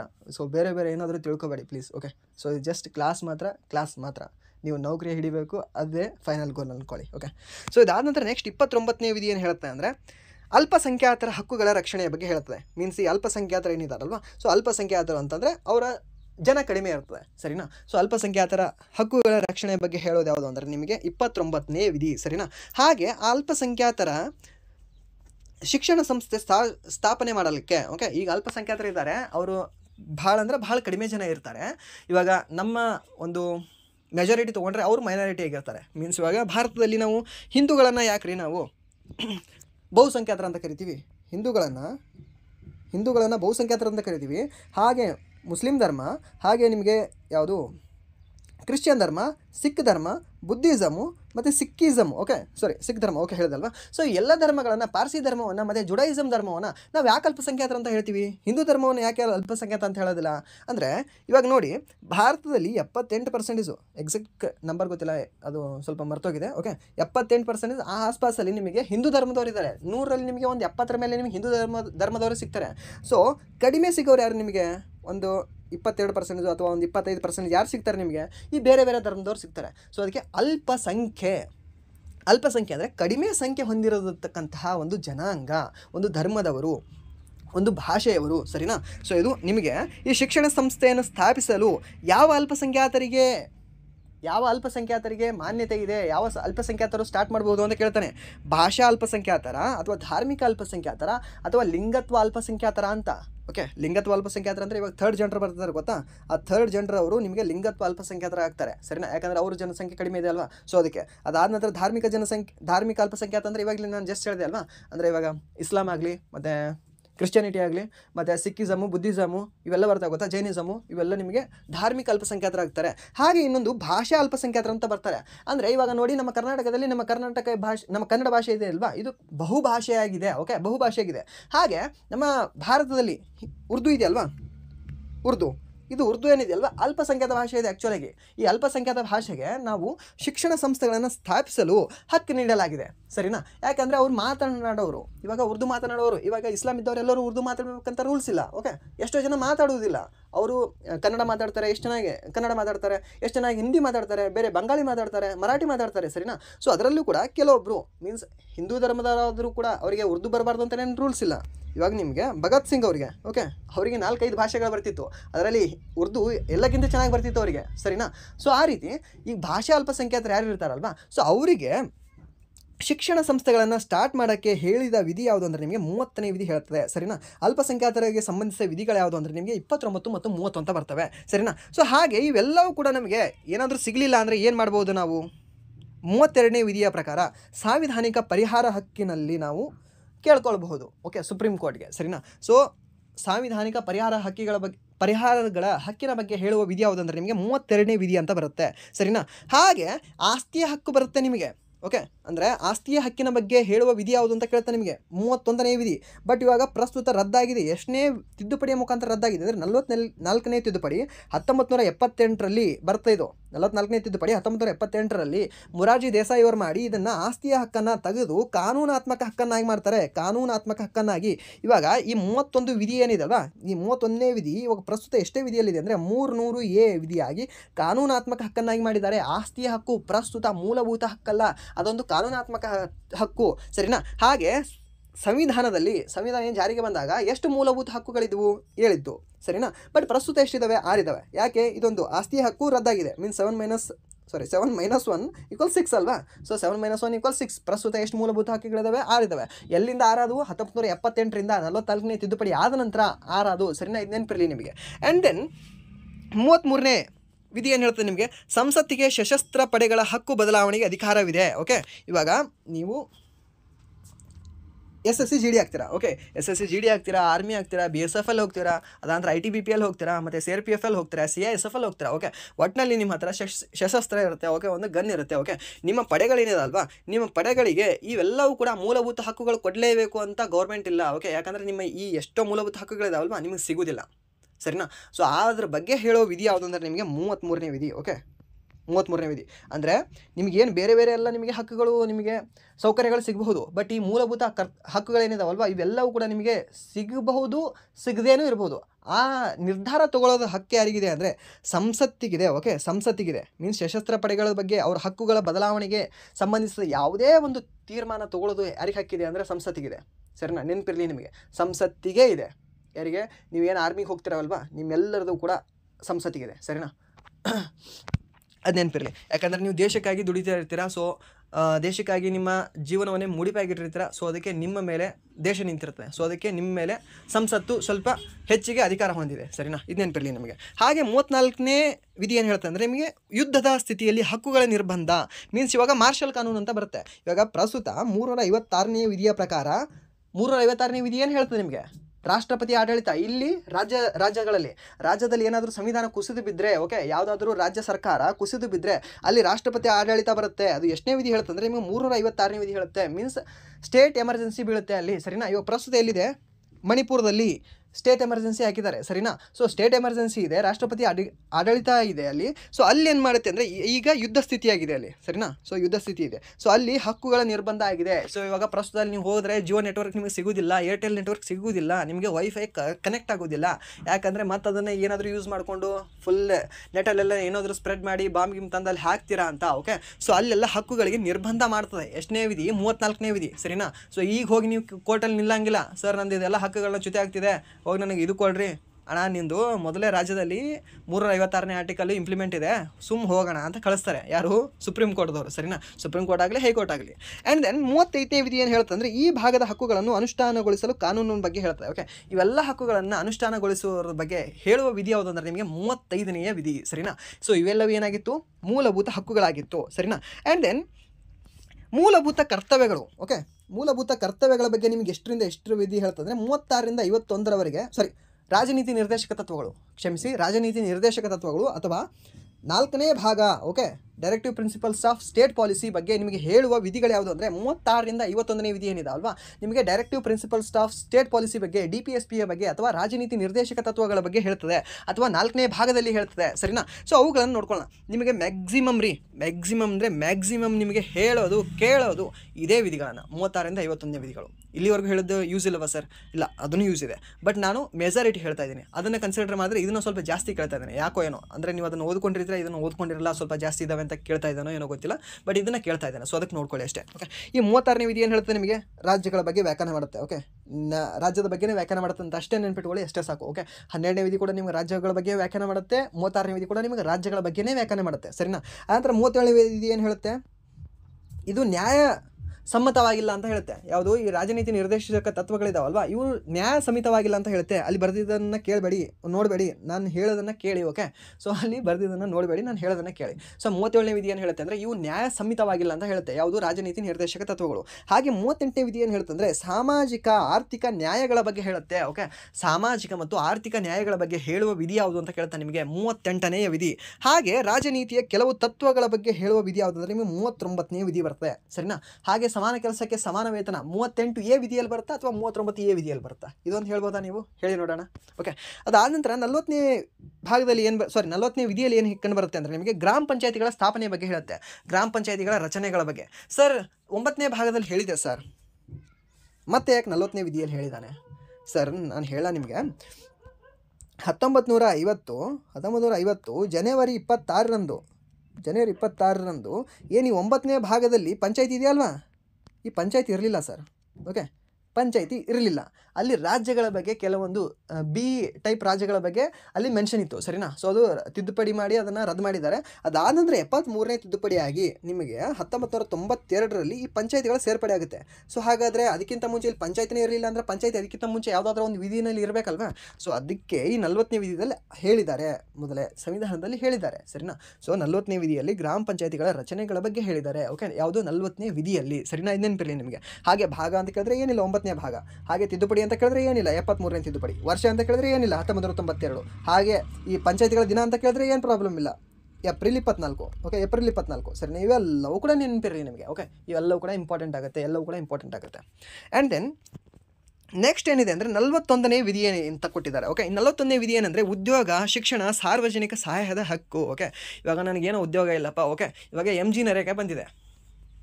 ಏನು ಸರ್ಕಾರಕ್ಕೆ ಲೂಸ್ ಇದೆಯಾ? ಸರ್ಕಾರ ಇಲ್ಲ ತಾನೆ. ನನಗೆ ಯಾಕೆ ನರೇಗಾ ಕೂಲಿ ಕೊಡಬೇಕು? ಓಕೆ, ನನಗೆ ಯಾಕೆ 349 ರೂಪಾಯಿ ಕೊಡಬೇಕು? ವರ್ಷಕ್ಕೆ 100 ದಿನ ಕೆಲಸ ಯಾಕೆ ಕೊಡಬೇಕು? ಹಂಗೆ ಕೊಡುವಪ್ಪ ಅಂತ ಒಂದು ಸ್ವಲ್ಪ ಮಾನವೀಯತೆಯಿಂದ ಕೊಡುವಪ್ಪ ಅಂತ ಹೇಳಿರುವ ವಿಧಿ ಯಾವುದು ಅಂದರೆ ನಿಮಗೆ ಇದೇ 41ನೇ ವಿಧಿ ಹೇಳುತ್ತೆ. ಓಕೆ, ಉದ್ಯೋಗ, ಶಿಕ್ಷಣ, ಸಾರ್ವಜನಿಕ ಸಹಾಯ ಮಾಡು, ಇದನ್ನು ಹಕ್ಕನ್ನು ಕೊಡುವವರಿಗೆ, ನಿನ್ನ ಪ್ರಜೆಗಳಿಗೆ ಕೊಡುವಂತ ಹೇಳುವ ವಿಧಿ ಯಾವುದು ಅಂದರೆ ನಿಮಗೆ 41ನೇ ವಿಧಿ ಸರಿನಾ. ಇದು ನೆನಪಿರಲಿ ನಿಮಗೆ. ಹಾಗೆ 42ನೇ ವಿಧಿ ಏನು ಹೇಳುತ್ತೆ ಅಂದರೆ ನಿಮಗೆ ನ್ಯಾಯಯೋಚಿತ ಕೆಲಸದ ಪರಿಸ್ಥಿತಿ ಮತ್ತು ಹೆತ್ತರಿಗೆ ನೆರವು. ಮೀನ್ಸ್ ಏನು ಮಾತೃತ್ವ ಮೀನ್ಸ್ ಇವಾಗ ಪ್ರೆಗ್ನೆನ್ಸಿ ಇರ್ತಾರೆ ಗೊತ್ತಾ ಮಹಿಳೆಯರು, ಆ ಮಹಿಳೆಯರು ಪ್ರೆಗ್ನೆನ್ಸಿ ಇದ್ದಾಗ ಅವರಿಗೆ ಇವಾಗ ಪ್ರೋಟೀನ್ ಯುಕ್ತ ಆಹಾರ ಕೊಡ್ತಾರೆ. ಅದಾದ ನಂತರ ಬೇರೆ ಬೇರೆ ಏನೋ ಅವರಿಗೆ ಟ್ಯಾಬ್ಲೆಟ್ಸ್ ಎಲ್ಲ ಕೊಡ್ತಾರೆ, ಮತ್ತು ಅವರಿಗೆ ಟ್ರೀಟ್ ಮಾಡ್ತಾರೆ. ಅಂಗನವಾಡಿಯಲ್ಲೆಲ್ಲ ಅವರಿಗೆ ಕೆಲವೊಂದು ಫುಡ್ಸ್ ಎಲ್ಲ ಕೊಡ್ತಾರೆ. ನೀವು ನೋಡಿರ್ಬೋದು ಅಂಗನವಾಡಿಯಲ್ಲೆಲ್ಲ ಕೆಲವೊಬ್ಬರು ತರ್ತಿರ್ತಾರೆ ಹೋಗಿ. ಓಕೆ, ಕೆಲವೊಬ್ರು ಅಂತಲ್ಲ, ಮ್ಯಾಕ್ಸಿಮಮ್ ಎಲ್ಲ ಕೊಡ್ತಿರ್ತಾರೆ, ಹಳ್ಳಿಗಳಲ್ಲೆಲ್ಲ ಅಂಗನವಾಡಿನಲ್ಲೇ ಕೊಡ್ತಿರ್ತಾರೆ. ಓಕೆ, ಸೊ ಅದ್ರ ಬಗ್ಗೆ ಹೇಳುವುದು ವಿಧಿ ಯಾವುದಂದ್ರೆ ನಿಮಗೆ 42ನೇ ವಿಧಿ. ಓಕೆ, ಮಾತೃತ್ವ ಸಹಾಯದ ಬಗ್ಗೆ ಹೇಳುವ ವಿಧಿ ಯಾವುದಂದ್ರೆ ನಿಮಗೆ 42ನೇ ವಿಧಿ ಸರಿನಾ. ಇವು ನೆನ್ಪಿಟ್ಕೊಳ್ಳಿ. ನಿಮಗೆ ಸುಮಂತ ಯೋಜನೆ ಅಂತ ಏನೋ ಬಂದಿರ್ಬೋದು, ಸೆಂಟ್ರಲ್ ಗೌರ್ಮೆಂಟು ಸ್ಟೇಟ್ ಗೌರ್ಮೆಂಟ್ ಗೊತ್ತಿಲ್ಲ ನನಗೆ, ಬಟ್ ಅದು ಕೂಡ ಇದಕ್ಕೆ ರಿಲೇಟೆಡ್ ಇದೆ, ಯಾವುದು ಮಾತೃತ್ವಕ್ಕೆ ಸಂಬಂಧಿಸಿದೆ, ಸರಿನಾ. ಆ್ಯಂಡ್ ದೆನ್ 43ನೇ ವಿಧಿ ಏನು ಹೇಳ್ತಾ ಅಂದರೆ ಕಾರ್ಮಿಕರ ಬಗ್ಗೆ ಹೇಳ್ತದೆ. ಓಕೆ, 43ನೇ ವಿಧಿ ಏನು ಹೇಳ್ತಂದರೆ ನಿಮಗೆ ಕಾರ್ಮಿಕರ ಹಕ್ಕಿನ ಬಗ್ಗೆ ಹೇಳುವ ವಿಧಿ ಯಾವುದು ಅಂದರೆ ನಿಮಗೆ 43ನೇ ವಿಧಿ. ಹಾಗೆ ಈಗ ಕಂಪ್ನಿನಲ್ಲಿ ಯಾರಾದರೂ ಇವಾಗ ಕ್ಲಾಸ್ ಕೇಳೋರು, ನೀವು ಯಾರಾದರೂ ಕಂಪ್ನಿನಲ್ಲಿ ವರ್ಕ್ ಮಾಡ್ತಾ ಇದ್ದರೆ ನಿಮ್ಗೆ ಗೊತ್ತಿರುತ್ತೆ, ಯೂನಿಯನ್ ಅಂತ ಬರುತ್ತೆ ನಿಮ್ಮಲ್ಲೆಲ್ಲ. ಓಕೆ, ಆ ಯೂನಿಯನ್ನಲ್ಲಿ ಕಾರ್ಮಿಕರು ಭಾಗವಹಿಸುವುದರ ಬಗ್ಗೆ ಹೇಳೋ ವಿಧಿ ಯಾವುದಂದರೆ ಇದೇ 43ನೇ ವಿಧಿ. ಓಕೆ, 43ನೇ ವಿಧಿ ಏನು ಹೇಳ್ತದೆ ಅಂದರೆ ನಿಮಗೆ ಇದೇ 43ನೇ ವಿಧಿ ಅಂಡರಲ್ಲೇ ನಿಮಗೆ ಹೇಳ್ತದೆ ಯೂನಿಯನ್ನ ಕಟ್ಕೋಬಹುದು, ಕಾರ್ಮಿಕರು ಯೂನಿಯನ್ನ ಕಟ್ಕೋಬಹುದು ಅಂತ ಹೇಳ್ತದೆ, ಸರಿನಾ. ಸೊ ನೆನಪಿರಲಿ, ನಿಮಗೆ ಕಂಪ್ನಿಯಲ್ಲಿ ವರ್ಕ್ ಮಾಡೋರಿಗೆ ಯೂನಿಯನ್ ಏನು ಅಂತ ಗೊತ್ತಿರುತ್ತೆ ನಿಮಗೆ, ಅಂದರೆ ಕಾರ್ಮಿಕರ ಒಂದು ಸಂಘ ಅದು, ಸರಿನಾ. ಸೊ ಆ ಕಾರ್ಮಿಕರ ಸಂಘದಲ್ಲಿ ಕಾರ್ಮಿಕರು ಭಾಗವಹಿಸುವಂಗೆ ಹೇಳ್ತದೆ, ಯಾವುದು 43ನೇ ವಿಧಿ, ಕಾರ್ಮಿಕರಿಗೆ ಸಂಬಂಧಿಸಿದೆ ಟೋಟಲಿ. ಆ್ಯಂಡ್ ದೆನ್ 44ನೇ ವಿಧಿ ಏನು ಹೇಳ್ತದೆ ಅಂದರೆ ನಿಮಗೆ ಏಕರೂಪ ನಾಗರಿಕ ಸಂಹಿತೆ ಹೇಳ್ತದೆ. ಓಕೆ, ಯಾವುದು UCC ಅಲ್ಲಿ ಬರೆದಿದ್ದು ನೋಡಬೇಡಿ, ಅದು ಎಕ್ಸಾಕ್ಟ್ ಹೆಂಗಂದರೆ ಭಾಳ ಡೀಪ್ ಕನ್ನಡ ಇದೆ ಅದು, ಸರಿ, ನಿಮ್ಗೆ ಅರ್ಥ ಆಗಲ್ಲ, ನಾನು ಹೇಳ್ತಿದ್ದೀನಿ ಅಷ್ಟೇ ಕೇಳ್ಕೊಳ್ಳಿ. ಯೂನಿಫಾರ್ಮ್ ಸಿವಿಲ್ ಕೋಡ್ ಅಂತ, ಅಥವಾ ಏಕರೂಪ ನಾಗರಿಕ, ಓಕೆ, ಏಕರೂಪ ನಾಗರಿಕ ಸಂಹಿತೆ ಬಗ್ಗೆ ಹೇಳ್ತದೆ. ಓಕೆ, ಏಕರೂಪ ನಾಗರಿಕ ಸಂಹಿತೆ ಬಗ್ಗೆ ಹೇಳೋ ವಿಧಿ ಯಾವುದಂದರೆ ನಿಮಗೆ 44ನೇ ವಿಧಿ. ಈ ಏಕರೂಪ ನಾಗರಿಕ ಸಂಹಿತೆ, ಓಕೆ, ಈ UCC, ಓಕೆ, ಈ ಏಕರೂಪ ನಾಗರಿಕ ಸಂಹಿತೆ ಪ್ರಸ್ತುತ ಎಷ್ಟು ರಾಜ್ಯಗಳಲ್ಲಿ ಜಾರಿಗೆ ಇದೆ ಅಂತ ಕೇಳಿದ್ರೆ 2 ರಾಜ್ಯಗಳಲ್ಲಿ. ಹಾಗೆ ಸ್ವತಂತ್ರ ಪೂರ್ವದಲ್ಲಿ ಯಾವ ರಾಜ್ಯದಲ್ಲಿ ಜಾರಿಗೆ ಇತ್ತು ಅಂದರೆ ಗೋವಾದಲ್ಲಿ ಜಾರಿಗೆ ಇತ್ತು. ಯಾರು ಜಾರಿಗೆ ಮಾಡಿದ್ರು? ಪೋರ್ಚುಗೀಸರು ಜಾರಿಗೆ ಮಾಡಿ ಹೋಗಿದ್ರು ಆಲ್ರೆಡಿ. ಅದು ಆದ ನಂತರ ಸ್ವತಂತ್ರ ಬಂದ ನಂತರ ಇವಾಗ 2025ರಲ್ಲಿ ಯಾವ ಒಂದು ರಾಜ್ಯ ಈ UCSCಯನ್ನು ಏಕರೂಪ ನಾಗರಿಕ ಸಂಹಿತೆಯನ್ನು ಜಾರಿಗೆ ತಂದಿ ಅಂತ ಕೇಳಿದ್ರೆ ಏನಿಲ್ಲ, ಯು ಇದೆ ಅಲ್ವಾ ಇಲ್ಲಿ ಫಸ್ಟ್ ಲೆಟ್ರು, ಅದನ್ನೇ ತಗೊಳ್ಳಿ, ಉತ್ತರಾಖಂಡ್. ಓಕೆ, ಉತ್ತರಾಖಂಡ್ ಏನಿದೆ ಅಲ್ವಾ, ಉತ್ತರಾಖಂಡ ಇದಕ್ಕೆ ಸರಿಯಾದ ಉತ್ತರ ಆಗುತ್ತೆ, ಸರಿನಾ. ಸೊ UCCಯನ್ನು ಪ್ರಸ್ತುತ ಸ್ವತಂತ್ರದ ನಂತರ ಜಾರಿಗೆ ತಂದಿದ್ದ ಒಂದು ರಾಜ್ಯ ಯಾವುದು ಅಂತ ಕೇಳಿದ್ರೆ ನಿಮಗೆ ಉತ್ತರಾಖಂಡ. ಓಕೆ, ಉತ್ತರಾಖಂಡದ ರಾಜಧಾನಿ ಯಾವುದು? ಡೆಹ್ರಾಡೂನ್, ಸರಿನಾ. ಸೊ ಅತಿ ದೊಡ್ಡ ಡೂನ್ಸ್ ಯಾವುದು? ಇದೇ ಡೆಹ್ರಾಡೂನ್, ಸರಿನಾ. ಡೂನ್ಸ್ಗಳಲ್ಲಿ ಅತಿ ದೊಡ್ಡ ಡೂನ್ ಯಾವುದು ಅಂದರೆ ಇದೇ ಡೆಹ್ರಾಡೂನ್. ಅದಾದ ನಂತರ ನೆಕ್ಸ್ಟ್ 45ನೇ ವಿಧಿ ಏನು ಹೇಳ್ತಂದ್ರೆ ನಿಮಗೆ 0ಯಿಂದ ಓಕೆ 6ಕ್ಕಿಂತ ಕಡಿಮೆ ವಯಸ್ಸಿನ ಮಕ್ಕಳು ಇರ್ತಾರಲ್ವ, 6ಕ್ಕಿಂತ ಕಡಿಮೆ ವಯಸ್ಸಿನ ಮಕ್ಕಳು. So means anganwadi, balwadi, pre nursery, English ಮೀಡಿಯಮಲ್ಲೆಲ್ಲ ಓದೋರಿಗೆ ಹೇಳೋದಾದರೆ pre nursery, okay, nursery. So ಅದರ ಬಗ್ಗೆ, ಆ ಶಿಕ್ಷಣದ ಬಗ್ಗೆ ಹೇಳುವ ವಿಧಿ ಯಾವುದಾದ್ರೆ ನಿಮಗೆ 45ನೇ ವಿಧಿ ಹೇಳ್ತದೆ. ಸರ್ 45ನೇ ವಿಧಿ ಇದು ಹೇಳ್ತಿರಲಿಲ್ಲ ಸರ್ ಮೊದಲು. ಹೌದು ಸರ್, 6ರಿಂದ 14 ವರ್ಷದ ಏನು ಮಕ್ಕಳಿಗೆ ಶಿಕ್ಷಣ ಕೊಡಿಸ್ಬೇಕು ಅಂತಲೇ ಹೇಳ್ತಿತ್ತು 45ನೇ ವಿಧಿ. ಬಟ್ ಏನು 86ನೇ ತಿದ್ದುಪಡಿ ಮಾಡಿ 21A ವಿಧಿಯಲ್ಲಿ ಸೇರ್ಪಡೆ ಮಾಡ್ತಾರೆ. ಸೊ ಅಲ್ಲಿ ಸೇರ್ಪಡೆ ಮಾಡಿದ್ರೆ ಮತ್ತೆ ಇಲ್ಲಿ ಯಾಕಮ್ಮ ಬೇಡ ಅಂತ ಹೇಳ್ತದೆ, ಓಕೆ, ಸಂವಿಧಾನ. ಸೊ ಅದಕ್ಕೆ ಅದೇ 86ನೇ ತಿದ್ದುಪಡಿಯಲ್ಲಿ ಇಲ್ಲಿ ಕೂಡ ಚೇಂಜ್ ಮಾಡ್ತದೆ. 6ರಿಂದ 14 ಬೇಡ, ಇಲ್ಲಿ ಏನು ಮಾಡೋಣ ಅಂದರೆ 0ಯಿಂದ 6ನೇ ವಯಸ್ಸಿನವರೆಗೆ ಮಕ್ಕಳಿಗೆ ಶಿಕ್ಷಣ ಕೊಡಿಸೋದು ಅಂತ ಹೇಳೋಣ ಅಂತ ಹೇಳಿಬಿಡ್ತದೆ. ಎಷ್ಟನೇ ವಿಧಿಯಲ್ಲಿ? 45ನೇ ವಿಧಿಯಲ್ಲಿ, ಸರಿನಾ. ಸೊ ಅಲ್ಲಿ ಎಡಪ್ ಮಾಡ್ತದೆ, ಇಲ್ಲಿ ಎರೇಸ್ ಮಾಡಿ ಅಲ್ಲಿ 6ರಿಂದ 14 ಇದ್ದದ್ದು 0ಯಿಂದ 6 ಮಾಡ್ತದೆ, ಸರಿನಾ. ಇಷ್ಟೇ ಸಿಂಪಲ್. ಆ್ಯಂಡ್ ದೆನ್ 46ನೇ ವಿಧಿ ಏನು ಹೇಳ್ತದೆ ಅಂದರೆ ನಿಮಗೆ ಅನುಸೂಚಿತ ಜಾತಿ ಮತ್ತು ಪಂಗಡಗಳ ಹಕ್ಕುಗಳ ಬಗ್ಗೆ ಹೇಳ್ತದೆ. ಓಕೆ, ಅನುಸೂಚಿತ ಜಾತಿ ಟ್ರೈಬ್ಗಳದು ಮತ್ತು ಕೆಲವೊಂದು SC ಮತ್ತು ST ಅವ್ರದ್ದು ಹಕ್ಕುಗಳ ಬಗ್ಗೆ ಹೇಳ್ತದೆ. ಓಕೆ, ಅನುಸೂಚಿತ ಜಾತಿ ಮತ್ತು ಪಂಗಡಗಳ ಹಕ್ಕಿನ ಬಗ್ಗೆ ಹೇಳುವ ವಿಧಿ ಯಾವುದಂದ್ರೆ ನಿಮಗೆ 46ನೇ ವಿಧಿ. ಹಾಗೆ 47ನೇ ವಿಧಿ ಏನು ಹೇಳುತ್ತೆ ಅಂದರೆ ನಿಮಗೆ ಆರೋಗ್ಯದ ಉನ್ನತಿ, ಆಹಾರ ಮತ್ತು ಪೌಷ್ಟಿಕತೆ, ಹಾಗೆ ನಿಮಗೆ ಮದ್ಯಪಾನ ನಿಷೇಧದ ಬಗ್ಗೆ, ಧೂಮಪಾನ ನಿಷೇಧದ ಬಗ್ಗೆ, ಹಾಗೆ ಜ್ಯೂಸ್ ಹೊಡಿಬೇಡ್ರಿ ಅಂತ ಹೇಳೋ ವಿಧಿ ಯಾವುದಂದ್ರೆ ನಿಮಗೆ ಇದೇ 47ನೇ ವಿಧಿ. ಓಕೆ, ಒಂದು ರೀತಿ ಗಾಂಧಿ ತತ್ವಗಳಿವೆಲ್ಲ, ಹೊಡಿಬೇಡ್ರಪ್ಪ, ಹಾಳಾಗಬೇಡ್ರಿ ಅಂತ ಹೇಳೋ ವಿಧಿಗಳು ಇವೆಲ್ಲ. ಓಕೆ, ಯಾವುದು 47ನೇ ವಿಧಿ, 48ನೇ ವಿಧಿ, ಇವೆಲ್ಲ ಗಾಂಧಿ ತತ್ವಗಳು. ಮತ್ತು ಪಂಚಾಯತಿ ಏನಿದೆಯಲ್ಲ ಅದು ಕೂಡ ಗಾಂಧಿ ತತ್ವಗಳಲ್ಲೇ ಬರುತ್ತೆ, ಸರಿನಾ. ಇವೆಲ್ಲ ನೆನಪಿರಲಿ ನಿಮಗೆ. ಜ್ಯೂಸ್ ಹೊಡಿಬೇಡ ಅಂತ ಯಾವ್ದು ಹೇಳುತ್ತೆ? ಇದು 47ನೇ ವಿಧಿ ಹೇಳುತ್ತೆ. ಅದಾದ ನಂತರ ತಂಬಾಕು ತಿನ್ಬೇಡಪ್ಪ ಅಂತ ಯಾವ್ದು ಹೇಳುತ್ತೆ? ಇದು 47ನೇ ವಿಧಿ ಹೇಳುತ್ತೆ. ಆರಾಮಾಗಿರು, ಚೆಂದಾಗಿ ದೇಹ ಕೊಟ್ಟನ ದೇವರು, ಚೆನ್ನಾಗಿ ಕೆಲಸ ಮಾಡು, ಚೆನ್ನಾಗಿ ಏನೋ ಊಟ ಮಾಡು, ಬೇಕಾದ ತಿನ್ನು, ತರಕಾರಿ ತಿನ್ನು, ಬೇರೆ ನಿನಗೆ ಇಷ್ಟ ಬಂತ ಬೇರೆ ತಿನ್ನು, ಯಾಕೆ ಕುಡಿತೀಯ, ಸುಮ್ಮನೆ ಹಾಳಾಗಬೇಡ ಅಂತ ಹೇಳೋ ವಿಧಿ ಯಾವುದು ಅಂದರೆ ನಿಮಗೆ 47ನೇ ವಿಧಿ, ಸರಿನಾ. ನೆನಪಿರಲಿ ನಿಮಗೆ 47ನೇ ವಿಧಿ ಇಂಪಾರ್ಟೆಂಟ್ ಇದೆ. ಎಲ್ಲ ಬಿಟ್ಟರು ಇದನ್ನಾದರೂ ನೆನ್ಪಿಟ್ಕೊಳ್ರಿ. ಓಕೆ, ಯೂಸ್ ಆಗುತ್ತೆ. ಓಕೆ, ಲೈಫಲ್ಲಾದರೂ ಯೂಸ್ ಆಗುತ್ತೆ, ಎಕ್ಸಾಮಲ್ಲಿ ಯೂಸ್ ಆಗಲಿಲ್ಲ ಅಂದರೆ, ಏನು ಕ್ವಶನ್ ಬರಲಿಲ್ಲ ಅಂದರೆ, ಬಂತಂದರೆ ಹೆವಿ ಯೂಸ್ ಆಗುತ್ತೆ 47ನೇ ವಿಧಿ, ಸರಿನಾ. ಆ್ಯಂಡ್ ದೆನ್ 48ನೇ ವಿಧಿ ಏನು ಹೇಳುತ್ತೆ ಅಂದರೆ ಕೃಷಿ ಮತ್ತು ಪಶುಸಂಗೋಪನೆಯ ಬಗ್ಗೆ ಹೇಳುತ್ತೆ. ಓಕೆ, ಕೋಟಿ ವಿದ್ಯೆಗಿಂತ ಮೇಟಿ ವಿದ್ಯೆಯ ಮೇಲು, ಆ ಮೇಟಿ ವಿದ್ಯೆಯ ಮೇಲು, ಆ ರೈತನ ಬಗ್ಗೆ, ಆ ಕೃಷಿಯ ಬಗ್ಗೆ, ಆ ಅಗ್ರಿಕಲ್ಚರ್ ಬಗ್ಗೆ ಹೇಳುವ ವಿಧಿ ಯಾವುದಂದ್ರೆ ನಿಮಗೆ 48ನೇ ವಿಧಿ ಹೇಳುತ್ತೆ. ಓಕೆ, ಈ 48ನೇ ವಿಧಿ ಏನು ಹೇಳುತ್ತೆ ಅಂದರೆ ನಿಮಗೆ ಕೃಷಿ ಮತ್ತು ಪಶುಸಂಗೋಪನೆಯ ಬಗ್ಗೆ ಹೇಳುತ್ತೆ. ಓಕೆ, ಕೃಷಿ ಮತ್ತು ಪಶುಸಂಗೋಪನೆಯ ಬಗ್ಗೆ ಹೇಳುತ್ತೆ. ಹಾಗೆ 48A ವಿಧಿ ಅಂತ ಬರುತ್ತೆ. ಈ 48A ವಿಧಿ ಏನು ಹೇಳುತ್ತೆ?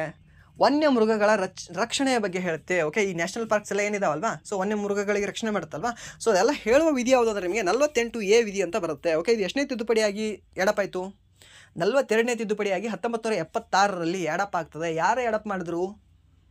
ಇಂದಿರಾ ಗಾಂಧಿ ಅವರು. ಆ ತಿದ್ದುಪಡಿಗೆ 42ನೇ ತಿದ್ದುಪಡಿಗೆ ಏನಂತ ಕರಿತೀವಿ ನಾವು? 42ನೇ ತಿದ್ದುಪಡಿಗೆ ಮಿನಿ ಸಂವಿಧಾನ ಅಂತ ಕರಿತೀವಿ, ಅಥವಾ ಮಿನಿ ಕಾನ್ಸ್ಟಿಟ್ಯೂಷನ್ ಅಂತ ಕರಿತೀವಿ, ಅಥವಾ ಇಂದಿರಾ ಸಂವಿಧಾನ ಅಂತ ಕರಿತೀವಿ. ಯಾಕೆ ಇಂದಿರಾ ಸಂವಿಧಾನ ಅಂತ ಕರಿತೀರಾ ಸರ್? ನೀವು ಅದು ಕರಿಬಾರ್ದು. ನೀವು ಜವಾಹರ್ಲಾಲ್ ನೆಹರು ಸಂವಿಧಾನ ಅಂತ ಕರಿಬೇಕು, ಇಲ್ಲ ಮೋದಿ ಸಂವಿಧಾನ ಅಂತ ಕರಿಬೇಕು. ಆವಾಗ ತಿದ್ದುಪಡಿ ಮಾಡೋದಲ್ಲ ಅವರಲ್ಲ ರೀ. ಓಕೆ, ಇಂದಿರಾ ಗಾಂಧಿಯವರು ತಿದ್ದುಪಡಿ ಮಾಡಿರ್ತಾರೆ. ಸೊ ಅದಕ್ಕೆ ಇಂದಿರಾ ಸಂವಿಧಾನ ಅಂತ ಕರೀತಾರೆ. ಸರಿನಾ? ಯಾಕೆ ಕೇಳಿದ್ದಾನೆ ಅದು ಕೇಳ್ತಾ ಇದ್ದೀನಿ. ಆ್ಯಂಡ್ ದೆನ್ 49ನೇ ವಿಧಿ ಏನು ಹೇಳುತ್ತೆ ಅಂದರೆ ಸಾಂಸ್ಕೃತಿಕ ಸ್ಮಾರಕಗಳ ರಕ್ಷಣೆ ಬಗ್ಗೆ ಹೇಳ್ತದೆ. ಓಕೆ, ಇವಾಗ ಹಂಪಿಗೆ ಹೋಗ್ತೀರಾ, ಇಲ್ಲ ಗೋಲ್ ಗುಂಬಜ್ ಹೋಗ್ತೀರಾ, ಇಲ್ಲಾಂದರೆ ಮತ್ತೆಲ್ಲಿ ಹೋಗ್ತೀರಾ, ಇವಾಗ ಗೊಮ್ಮಟೇಶ್ವರ್ಗೆ ಹೋಗ್ತೀರಾ, ಹೋಗಿ ಸುಮ್ಮನೆ ಹೋಗಿ ಅಂತ ಹೋಗಿ ನೋಡಬೇಕು, ಫೋಟೋ ತಗೋಬೇಕು, ರೀಲ್ಸ್ ಮಾಡೋರಿದ್ರೆ ರೀಲ್ಸ್ ಮಾಡಬೇಕು, ಟೈಮ್ ಇದ್ದರೆ ಮಾಡಬೇಕು, ಬಿಟ್ಟು ಏನು ದ್ಯಾಮವ್ವ ಲವ್ಸ್ ದ್ಯಾಮಪ್ಪ. ಓಕೆ, ಈ ರೀತಿ ಏನು ಕೂಡ ನೀವು ಬರೀಬಾರ್ದು. ಓಕೆ, ನೀವು ಬಿಜಾಪುರ ಗೋಲ್ ಗುಂಬಜ್ ಎಲ್ಲ ನೋಡ್ಬೇಕು. ನೀವು ಎಲ್ಲೆಲ್ಲಿ ಹತ್ತು ಬರೆದಿದ್ದಾರೆ ಅಂದರೆ ಅಬ್ಬ ಯೋಚನೆ ಕೂಡ ಮಾಡೋಕ್ಕಾಗಲ್ಲ. ಏನು ಗುರು, ಒಂದು ಸ್ಪೈಡರ್ ಮ್ಯಾನ್ ಇದ್ದಾನೆ, ಅಷ್ಟು ಮೇಲ್ಗಡೆ ಹತ್ತು ಬರೆದಿದ್ದಾನಲ್ಲ ಅನಿಸುತ್ತೆ. ಆ ರೀತಿ ಎಲ್ಲ ಕೆಟ್ಟದಾಗಿ ಮಾಡಬಾರ್ದು ಅಂತ ಹೇಳೋ ವಿಧಿ ಯಾವುದು ಅಂದರೆ ನಿಮಗೆ 49ನೇ ವಿಧಿ. ಓಕೆ, ಸೊ ಆ ರೀತಿ ಸಾಂಸ್ಕೃತಿಕ ಸ್ಮಾರಕಗಳೇನಿದಾವಲ್ವ ಅವುಗಳನ್ನು ರಕ್ಷಣೆ ಮಾಡ್ಬೇಕಂತ ಹೇಳುತ್ತೆ, ಹಾಳು ಮಾಡೋದಲ್ಲ. ಓಕೆ, ಇವಾಗ ಬಿಜಾಪುರ ಕೋಟೆ ಇದೆ ರೀ. ಓಕೆ, ಎಷ್ಟು ಹಾಳಾಗಿದೆ ನೋಡಿದಿರಾ? ಒಬ್ಬರು ನೋಡಿಲ್ಲ ಅಲ್ಲಿ. ಓಕೆ, ಇವಾಗ ನಮ್ಮ ಬಿಜಾಪುರನ್ನ ರಕ್ಷಣೆ ಮಾಡಬೇಕು ಅಂತ ಹೇಳೋರು ಒಬ್ಬರು ಕೂಡ ನೋಡಿಲ್ಲ. ಹಾಗೆ ಗುಲ್ಬರ್ಗದ ಕೋಟೆ ಎಷ್ಟು ಬೀಳಕ್ಕೆ ಬಿದ್ದಿದೆ, ಒಬ್ಬರಾದರೂ ನೋಡ್ತಾರೆ, ಒಬ್ಬರು ನೋಡಿಲ್ಲ. ಹಾಗೆ ಸಾಂಸ್ಕೃತಿಕ ಸಚಿವಾಲಯ ಅವ್ರು ಬಂದು ನೋಡ್ತಾರೆ, ಪ್ರವಾಸೋದ್ಯಮ ಸಚಿವಾಲಯದವ್ರು ನೋಡ್ತಾ ಇಲ್ಲ. ಓಕೆ, ಹೇಗೆ ಅಂದರೆ ಜನರನ್ನು ಮೈಂಡ್ ವಾಶ್ ಮಾಡೋದು, ಡೈವರ್ಟ್ ಮಾಡೋದು. ಓಕೆ, ಕನ್ನಡ ಮರಾಠಿ ಅನ್ನೋದು ಜಗಳ ಹಚ್ಚೋದು, ನೋಡೋದು, ಸುಮ್ಮನೆ ಕೊಡೋದು, ಮಜಾ ತೊಗೊಳ್ಳೋದು. ಅದಾದ ನಂತರ ಕಾವೇರಿ ಅನ್ನೋದು ಅಲ್ಲಿ ಮಜಾ ತೊಗೊಳ್ಳೋದು, ಮತ್ತು ಹಿಂದೂ ಮುಸ್ಲಿಂ ಅನ್ನೋದು ಅಲ್ಲಿ ಮಜಾ ತೊಗೊಳ್ಳೋದು.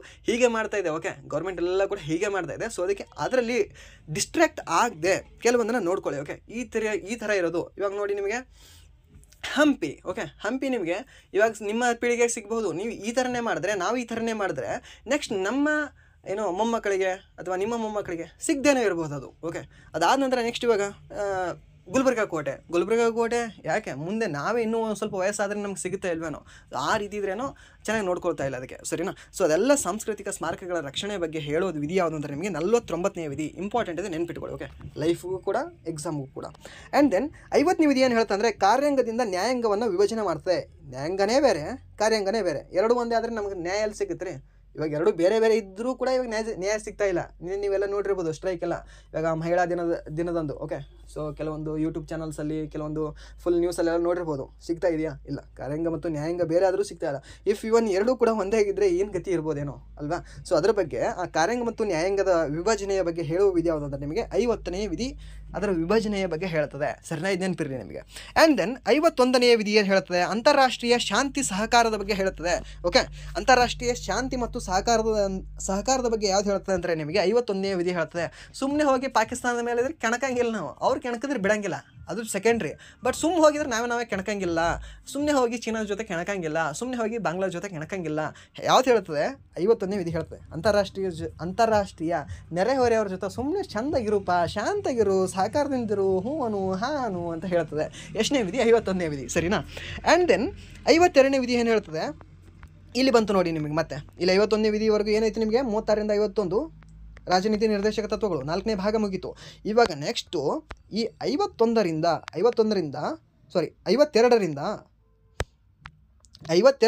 151ರವರೆಗೂ 52ರಿಂದ 151ರವರೆಗೂ. ಸರಿನಾ? ಈ 151ರವರೆಗೂ ಏನು ಹೇಳ್ತಂದರೆ ಕೇಂದ್ರ ಸರ್ಕಾರದ ಬಗ್ಗೆ ಹೇಳ್ತದೆ, ಅಂದರೆ ಒಕ್ಕೂಟದ ಬಗ್ಗೆ ಹೇಳ್ತದೆ. ಸರಿನಾ? ಒಕ್ಕೂಟ ಕೇಂದ್ರ ಸರ್ಕಾರದ ಬಗ್ಗೆ ಹೇಳುವ ಭಾಗ ಯಾವುದು ಅಂದರೆ ನಿಮಗೆ 5ನೇ ಭಾಗ. ಹೇಗೆ ನೆನಪಿಟ್ಕೋಬೇಕು ಸರ್? ಕೇಂದ್ರ ಸರ್ಕಾರಕ್ಕೆ MP ಗಳಿಗೆ ಎಷ್ಟು ವರ್ಷಕ್ಕೊಮ್ಮೆ ಓಟ್ ಹಾಕ್ತೀರಾ? 5 ವರ್ಷಕ್ಕೊಮ್ಮೆ ಓಟ್ ಹಾಕ್ತೀರಲ್ವಾ? ಸೊ ನೆನ್ಪಿಟ್ಕೊಳ್ಳಿ ಅಷ್ಟೇ. ಓಕೆ, ಸೊ ಒಕ್ಕೂಟದ ಬಗ್ಗೆ ಕೇಂದ್ರ ಸರ್ಕಾರದ ಬಗ್ಗೆ ಹೇಳುವ ಭಾಗ ಯಾವುದು? 5ನೇ ಭಾಗ. ಸರಿನಾ? ಎಷ್ಟನೇ ವಿಧಿಯಿಂದ ಎಷ್ಟನೇ ವಿಧಿ? 52ರಿಂದ 51ರವರೆಗೂ. ಹೇಗೆ 51? ಹಿಂದಂತರೂ ಬರೋಕ್ಕಾಗಲ್ಲ, ಅದರಿಂದ ಅದಕ್ಕೆ ಒಂದು ಹಚ್ಚಿಬಿಡಿ ಅಲ್ವಾ? ನೋಡಿ 52ರಿಂದ 51. ಸೊ ಹಿಂದ್ಗಡೆ ಬರೋಕ್ಕಾಗತ್ತಾ? ಇಲ್ಲ, ಅದಕ್ಕೆ ಇದ್ರ ಹಿಂದ್ಗಡೆ ಒಂದು ಹಚ್ಬಿಡಿ. 52ರಿಂದ 151 ಇದರ ಬಗ್ಗೆ ಹೇಳುತ್ತೆ, ಒಕ್ಕೂಟ ಸರ್ಕಾರದ ಬಗ್ಗೆ ಹೇಳುತ್ತೆ. ಸರಿನಾ? ಸೊ ಹಾಗೆ ಇಲ್ಲಿ 52ನೇದರಲ್ಲಿ ಇಲ್ಲಿ ಚೆನ್ನಾಗಿದೆ, ಕತೆ ಹೇಳ್ತಾ ಹೋಗ್ಬೋದು ಇಲ್ಲಿ. ಓಕೆ, ಮೊದಲು ಭಾರತ ಅಧ್ಯಕ್ಷರ ಹುದ್ದೆಯ ಬಗ್ಗೆ ಹೇಳ್ತದೆ. ಅಧ್ಯಕ್ಷರ ಹುದ್ದೆಯ ಬಗ್ಗೆ ಎಷ್ಟನೇ ವಿಧಿ ಹೇಳ್ತದೆ ಅಂತ ಕೇಳ್ತಾನೆ. 52ನೇ ವಿಧಿಯಲ್ಲಿ ಹೇಳ್ತದೆ. 52ನೇ ವಿಧಿಯಲ್ಲಿ ಭಾರತದ ಅಧ್ಯಕ್ಷರ ಬಗ್ಗೆ ಹೇಳ್ತದೆ, ಅವ್ರ ಹುದ್ದೆಯ ಬಗ್ಗೆ ಹೇಳ್ತದೆ.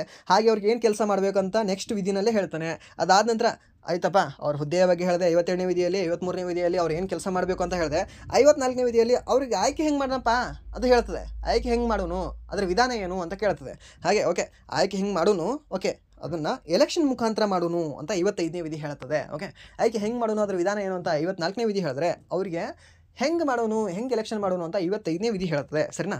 ಇವಾಗ ಅವ್ರ ಹುದ್ದೆಯ ಬಗ್ಗೆ ಹೇಳ್ತು, ಅವ್ರ ಕೆಲಸದ ಬಗ್ಗೆ ಹೇಳ್ತು, ಹೆಂಗೆ ಆಯ್ಕೆ ಮಾಡೋನು ಅಂತ ಹೇಳಿ ಮೊದಲು ತೀರ್ಮಾನ ಮಾಡ್ತು, ಆಮೇಲೆ ಹಿಂಗೆ ಆಯ್ಕೆ ಮಾಡೋನು ಅಂತ ಹೇಳಿ ಚುನಾವಣೆ ನಡೆಸ್ತು. ಸರಿನಾ? ಸೊ 55ರವರೆಗೂ ಕ್ಲಿಯರ್ ಆಯಿತಾ? ನೆಕ್ಸ್ಟ್ ಇವಾಗ 56ನೇ ಬಂದದ್ದು ಏನು ಅಂದರೆ ಅವಾಗ ಕೇಳ್ತಾನೆ, ಇವಾಗ ಎಲೆಕ್ಷನ್ನಲ್ಲಿ ನಾನು ಆಯ್ಕೆ ಆದೆ ಗುರುವೆ, ಸೊ ನಾನು ಎಷ್ಟು ವರ್ಷ ಇರ್ತೀನಿ? 5 ವರ್ಷ ಇರ್ತೀನ, 6 ವರ್ಷ ಇರ್ತೀನ, 5 ವರ್ಷ ಇರ್ತೀನ, 6 ವರ್ಷ ಇರ್ತೀನ, 5 ವರ್ಷ ಇರ್ತೀನ, 6 ವರ್ಷ ಇರ್ತೀನ. ಮೀನ್ಸ್ 56ನೇ ವಿಧಿಯಲ್ಲಿ ಏನು ಹೇಳ್ತದೆ, 5 ವರ್ಷ ಇರ್ತೀಯ ಅಂತ ಹೇಳ್ತದೆ. ಓಕೆ, ಅಧ್ಯಕ್ಷರ ಹುದ್ದೆಯ ಅವಧಿ ಬಗ್ಗೆ ಹೇಳ್ತದೆ. 5 ವರ್ಷನ 6 ವರ್ಷನ, ಎಸ್ 5 ವರ್ಷ. ಓಕೆ, ಹೀಗೆ ನೆನ್ಪಿಟ್ಕೋಬೇಕು, ನೆನ್ಪುಳಿತದೆ. ಸೊ 56ನೇ ವಿಧಿ ಏನು ಹೇಳ್ತಂದ್ರೆ ನಿಮಗೆ ಅಧ್ಯಕ್ಷರ ಹುದ್ದೆಯ ಅವಧಿಯ ಬಗ್ಗೆ ಹೇಳ್ತದೆ. ಎಷ್ಟು ವರ್ಷ?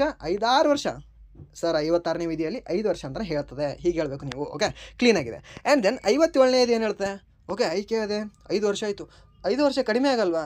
ನಾನು ಇನ್ನೂ ಇರಬೇಕಂತೀನೋ, ಓ ಮರೆಯ ಏನು ಇನ್ನೂ ಗೆಲ್ಲಬೇಕಂತಿದ್ದೀನಿ ನಾನು ಅಂತಾನೆ ಅವನು, ಯಾರು? ರಾಷ್ಟ್ರಪತಿಗಳು. ಓಕೆ, ಸೊ ಇವಾಗ ಸರ್ ಇಲ್ಲ ಸರ್ 57ನೇ ವಿಧಿಯಲ್ಲಿ ಏನು ಹೇಳಿದೆ ಅಂದರೆ ಇನ್ನೂ ಪುನರ್ ಆಯ್ಕೆ ಆಗ್ಬೋದು ಸರ್. ನೀವು ಮನಸ್ಸಿತ್ತಂದರೆ ಇನ್ನೊಂದು 5 ವರ್ಷ ಆಗ್ರಿ ಮತ್ತೊಮ್ಮೆ ಬನ್ನಿರಿ ಅಂತ ಹೇಳ್ತದೆ.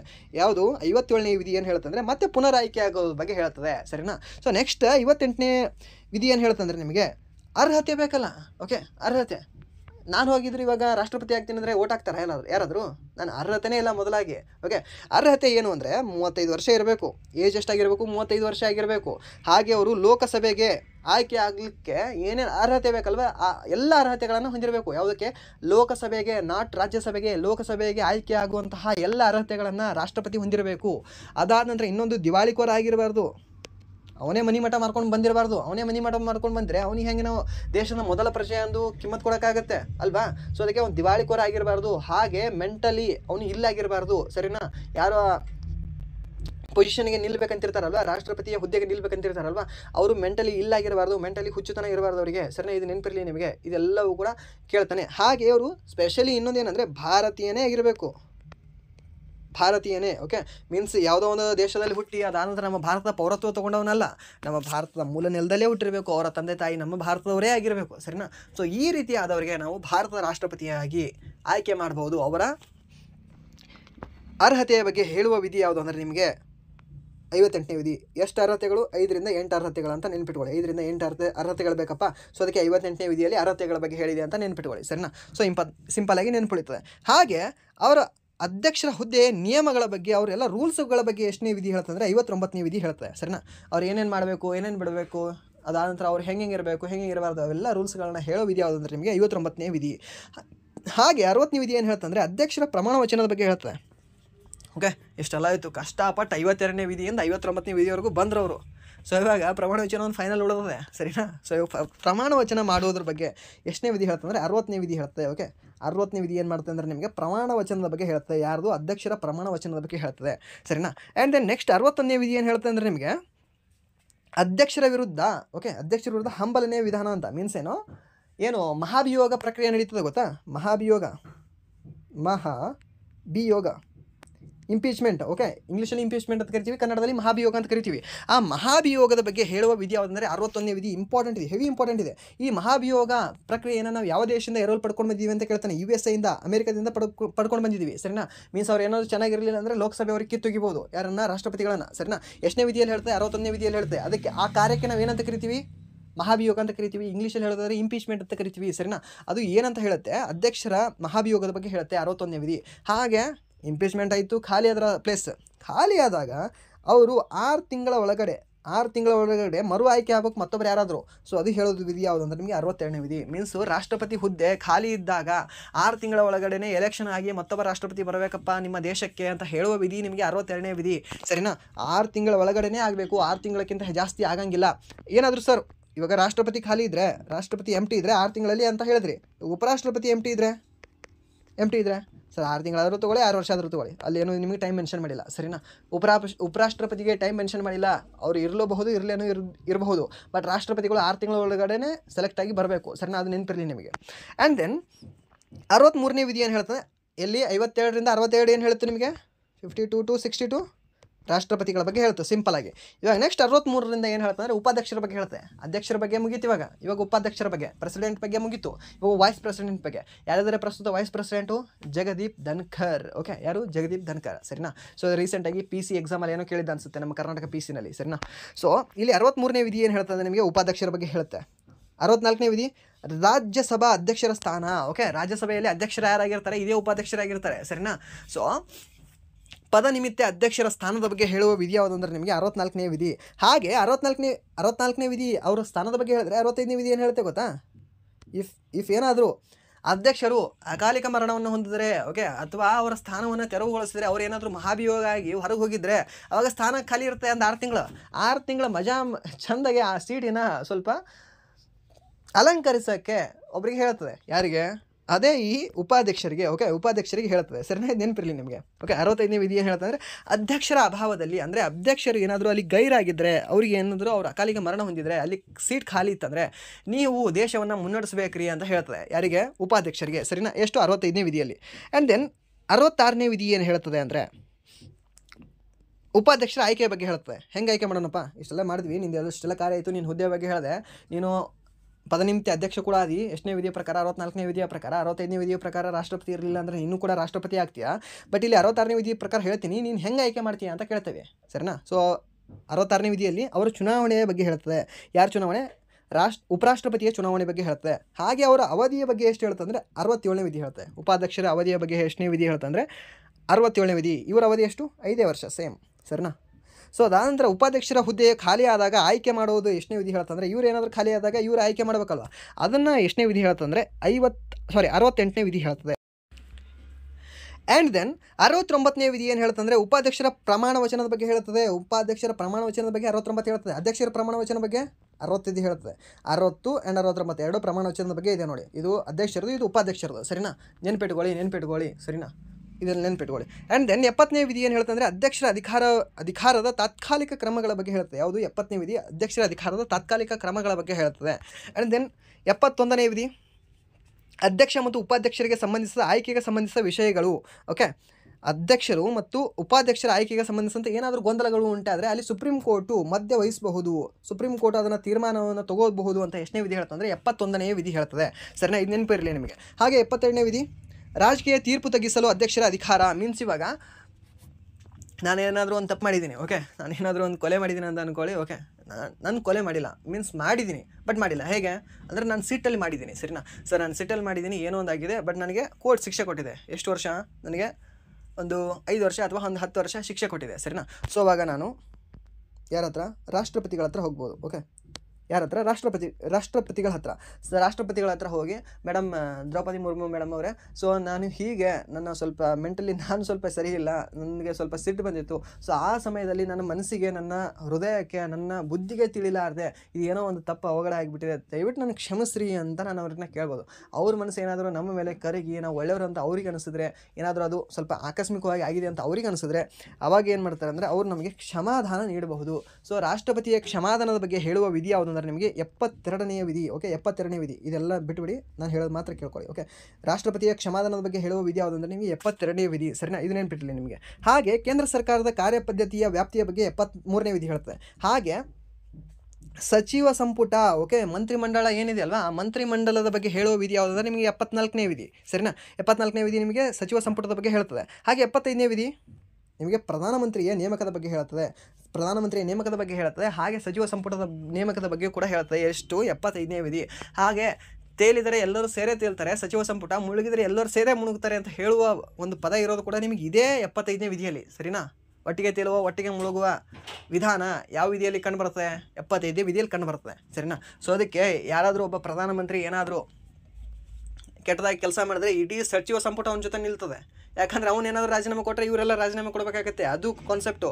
ಏನೋ ಅವ್ರ ಮೇಲೆ ಕಾಳಜಿ ಇರುತ್ತೆ, ಪ್ರೀತಿ ಇರುತ್ತೆ, ಲವ್ ಇರುತ್ತೆ, ನನ್ನ ಪಕ್ಷದವರು ಇದ್ದಾರೆ ಅಂತ ಏನೇನೋ ಅಲ್ಲ ಅದು. ಓಕೆ, ಇವಾಗ ಪಿ ಎಮ್ ಏನಾದರೂ ರಾಜೀನಾಮೆ ಕೊಟ್ಟರೆ ಅವ್ರ ಜೊತೆ ಏನು ಇರ್ತಾರಲ್ವ ಅವರೆಲ್ಲ ಸಚಿವರು ಕೂಡ ರಾಜೀನಾಮೆ ಕೊಡಬೇಕಾಗತ್ತೆ. ಸೊ ಅದಕ್ಕೆ ಇವ್ರು ಎಂಥ ಕೆಲಸ ಮಾಡಿದ್ರು ಕೂಡ ಇವರೆಲ್ಲರೂ ಏನಿದಾರಲ್ವ ಅವರಿಗೆ ಸಪೋರ್ಟ್ ಮಾಡ್ತಾರೆ. ಯಾಕಂದರೆ ಅವ ಮುಳುಗಿದ್ರೆ ನಮಗೂ ತೊಗೊಂಡೇ ಮುಳುಗ್ತಾನ ಅಂಥೇಳಿ. ಸರಿನಾ? ಸೊ ಅದಕ್ಕೆ ಹಾಗೆ ಸಿ ಎಮ್ದು ಕೂಡ ಹಾಗೆ ಎಲ್ಲ ರಾಜ್ಯಗಳಲ್ಲಿ. ಸೊ ಅವ್ರು ಏನಾದರೂ ತಪ್ಪು ಮಾಡಿದ್ರೆ ವಿರೋಧ ಪಕ್ಷ ಬೈತಾ ಇದ್ದಾರೆ, ರಾಜೀನಾಮೆ ಕೊಡಪ್ಪ ಅಂತ ಹೇಳ್ತಿರ್ತಾರೆ. ದಿನ ನ್ಯೂಸಲ್ಲಿರುತ್ತೆ. ಓಕೆ, ಸೊ ರಾಜೀನಾಮೆ ಕೊಡ್ತಾನೆ ಸಿ ಎಮ್? ಕೊಡಲ್ಲ. ಯಾಕೆ? ಅವ್ನು ಹಿಂದ್ಗಡೆ ಇವರೆಲ್ಲರೂ ನಿಂತಿರ್ತಾರೆ. ಸರಿನಾ? ಸೊ ಇವರೆಲ್ಲರೂ ನಿಂತು ಇಲ್ಲಪ್ಪ ಇವ್ರು ಮಾಡಿಲ್ಲ, ನಮ್ಮ ಸಿ ಎಮ್ ಇದ್ದಾರೆ, ಹಾಗೆ ಹಿಂಗೆ ದೇವರು ಇಂದ್ರ ಚಂದ್ರ ಅಂತ ಯಾಕೆ ಹೇಳ್ತಾರೆ? ಅವನು ಮುಳುಗಿದ್ರೆ ಇವನು ಮುಳುಗ್ತಾನೆ. ಸರಿನಾ? ಸೊ ಅದಕ್ಕೆ ಹೇಳೋ ವಿಧಿ ಯಾವುದಂದ್ರೆ ನಿಮಗೆ 75ನೇ ವಿಧಿ. ಸರಿನಾ? ಸೊ ಅಲ್ಲಿ ಯಾವುದು ವಿಧಿ ಹೇಳುತ್ತೆ ಅಂದರೆ ನಿಮಗೆ ವಿಧಾನಸಭೆಯಲ್ಲಿ ಅಲ್ಲಿ 164ನೇ ವಿಧಿ ಹೇಳುತ್ತೆ. ಸರಿನಾ? ಆ್ಯಂಡ್ ದೆನ್ 76ನೇ ವಿಧಿ ಏನು ಹೇಳುತ್ತೆ ಅಂದರೆ ನಿಮಗೆ ಅಟಾರ್ನಿ ಜನರಲ್ ಬಗ್ಗೆ ಹೇಳುತ್ತೆ. ಸರಿನಾ? ಅಟಾರ್ನಿ ಜನರಲ್ ಬಗ್ಗೆ ಹೇಳುವ ವಿಧಿ ಯಾವುದಂದ್ರೆ ನಿಮಗೆ 76ನೇ ವಿಧಿ. ಹಾಗೆ ಕೇಂದ್ರ ಸರ್ಕಾರದ ವ್ಯವಹಾರದ ಪ್ರಕ್ರಿಯೆ ಬಗ್ಗೆ ಹೇಳೋದು 77ನೇ ವಿಧಿ. ಇದೇನಷ್ಟು ಇಂಪಾರ್ಟೆಂಟ್ ಇಲ್ಲ. ಹಾಗೆ 78ನೇ ವಿಧಿ ಇಂಪಾರ್ಟೆಂಟ್ ಆಗುತ್ತೆ. ಏನಂದರೆ ಪ್ರಧಾನಮಂತ್ರಿ ಮಾಹಿತಿ ನೀಡುವ ಕರ್ತವ್ಯ. ಅಂದರೆ ಪ್ರಧಾನಮಂತ್ರಿಗಳು ಏನೇನು ಅವ್ರು ಕೆಲಸ ಮಾಡ್ತಾರಲ್ವ ಅದೆಲ್ಲವೂ ಕೂಡ ರಾಷ್ಟ್ರಪತಿಗಳ ಹತ್ರ ಹೋಗಿ ವರದಿ ಒಪ್ಪಿಸಬೇಕು, ಸರಿನಾ. ಸೊ ವರದಿ ಒಪ್ಪಿಸೋ ಕೆಲಸ ಯಾವುದು ಅಂದರೆ ನಿಮಗೆ ಪ್ರಧಾನಮಂತ್ರಿಗಿದೆ. ಆ ಪ್ರಧಾನಮಂತ್ರಿ ಎಷ್ಟನೇ ವಿಧಿಯ ಪ್ರಕಾರ ಎಲ್ಲ ವರದಿ ಒಪ್ಪಿಸ್ತಾರೆ ರಾಷ್ಟ್ರಪತಿಗಳ ಅಂತ ಕೇಳಿದ್ರೆ 78ನೇ ವಿಧಿಯ ಪ್ರಕಾರ ಅವರು ವರದಿಯನ್ನು ಒಪ್ಪಿಸ್ತಾರೆ. ಯಾರಿಗೆ? ರಾಷ್ಟ್ರಪತಿಗಳಿಗೆ. ಹಾಗೆ 79ನೇ ವಿಧಿ ಏನು ಹೇಳ್ತಂದರೆ ಸಂಸತ್ತಿನ ರಚನೆಯ ಬಗ್ಗೆ ಹೇಳುತ್ತದೆ. ಓಕೆ, ಸಂಸತ್ತಿನ ರಚನೆಯ ಬಗ್ಗೆ ಹೇಳಿದು ಲೋಕಸಭೆಯ ರಚನೆಯ ಬಗ್ಗೆ ಸಂಸತ್ತಿನ ರಚನೆ ಮಾತ್ರ. ಸಂಸತ್ತಿನ ರಚನೆಯ ಬಗ್ಗೆ ಹೇಳುವುದು ನಿಮಗೆ ಎಷ್ಟನೇ ವಿಧಿ ಅಂದರೆ 79ನೇ ವಿಧಿ. ಹಾಗೆ ರಾಜ್ಯಸಭೆಯ ಸಂಯೋಜನೆ ಬಗ್ಗೆ ಹೇಳೋ ವಿಧಿ ಯಾವುದು ಅಂದರೆ ನಿಮಗೆ 80ನೇ ವಿಧಿ. ಸಿಂಪಲ್ ಆಗಿದೆ. ಎರಡನೇ 81ನೇ ವಿಧಿ ಲೋಕಸಭೆಯ ಸಂಯೋಜನೆ ಬಗ್ಗೆ ಹೇಳುತ್ತೆ. ಸರಿ, ಇವಾಗ 81 ಲೋಕಸಭೆ, ಹಾಗೆ 80 ಇವಾಗ ಹೇಳಿದ್ರಿ ರಾಜ್ಯಸಭೆ ಅಂತ. ಹಾಗಾದ್ರೆ ಸಂಸತ್ ಅಂದರೆ ಏನು? ಸಂಸತ್ ಅಂದರೆ ರಾಜ್ಯಸಭೆ ಪ್ಲಸ್ ಲೋಕಸಭೆ ಪ್ಲಸ್ ರಾಷ್ಟ್ರಪತಿ. ರಾಜ್ಯಸಭೆ, ಲೋಕಸಭೆ, ರಾಷ್ಟ್ರಪತಿ ಈ ಮೂವರನ್ನು ಸೇರಿಸಿ ನಾವು ಸಂಸತ್ತು ಅಂತ ಕರಿತೀವಿ. ಸಂಸತ್ತಿನ ಒಂದು ಅವಿಭಾಜ್ಯ ಅಂಗ ಯಾರು ಅಂತ ಕೇಳ್ತಾರೆ. ಇದೇ ರಾಷ್ಟ್ರಪತಿಗಳು ಸಂಸತ್ತಿನ ಒಂದು ಅವಿಭಾಜ್ಯ ಅಂಗವಾಗಿರ್ತಾರೆ, ಸರಿನಾ.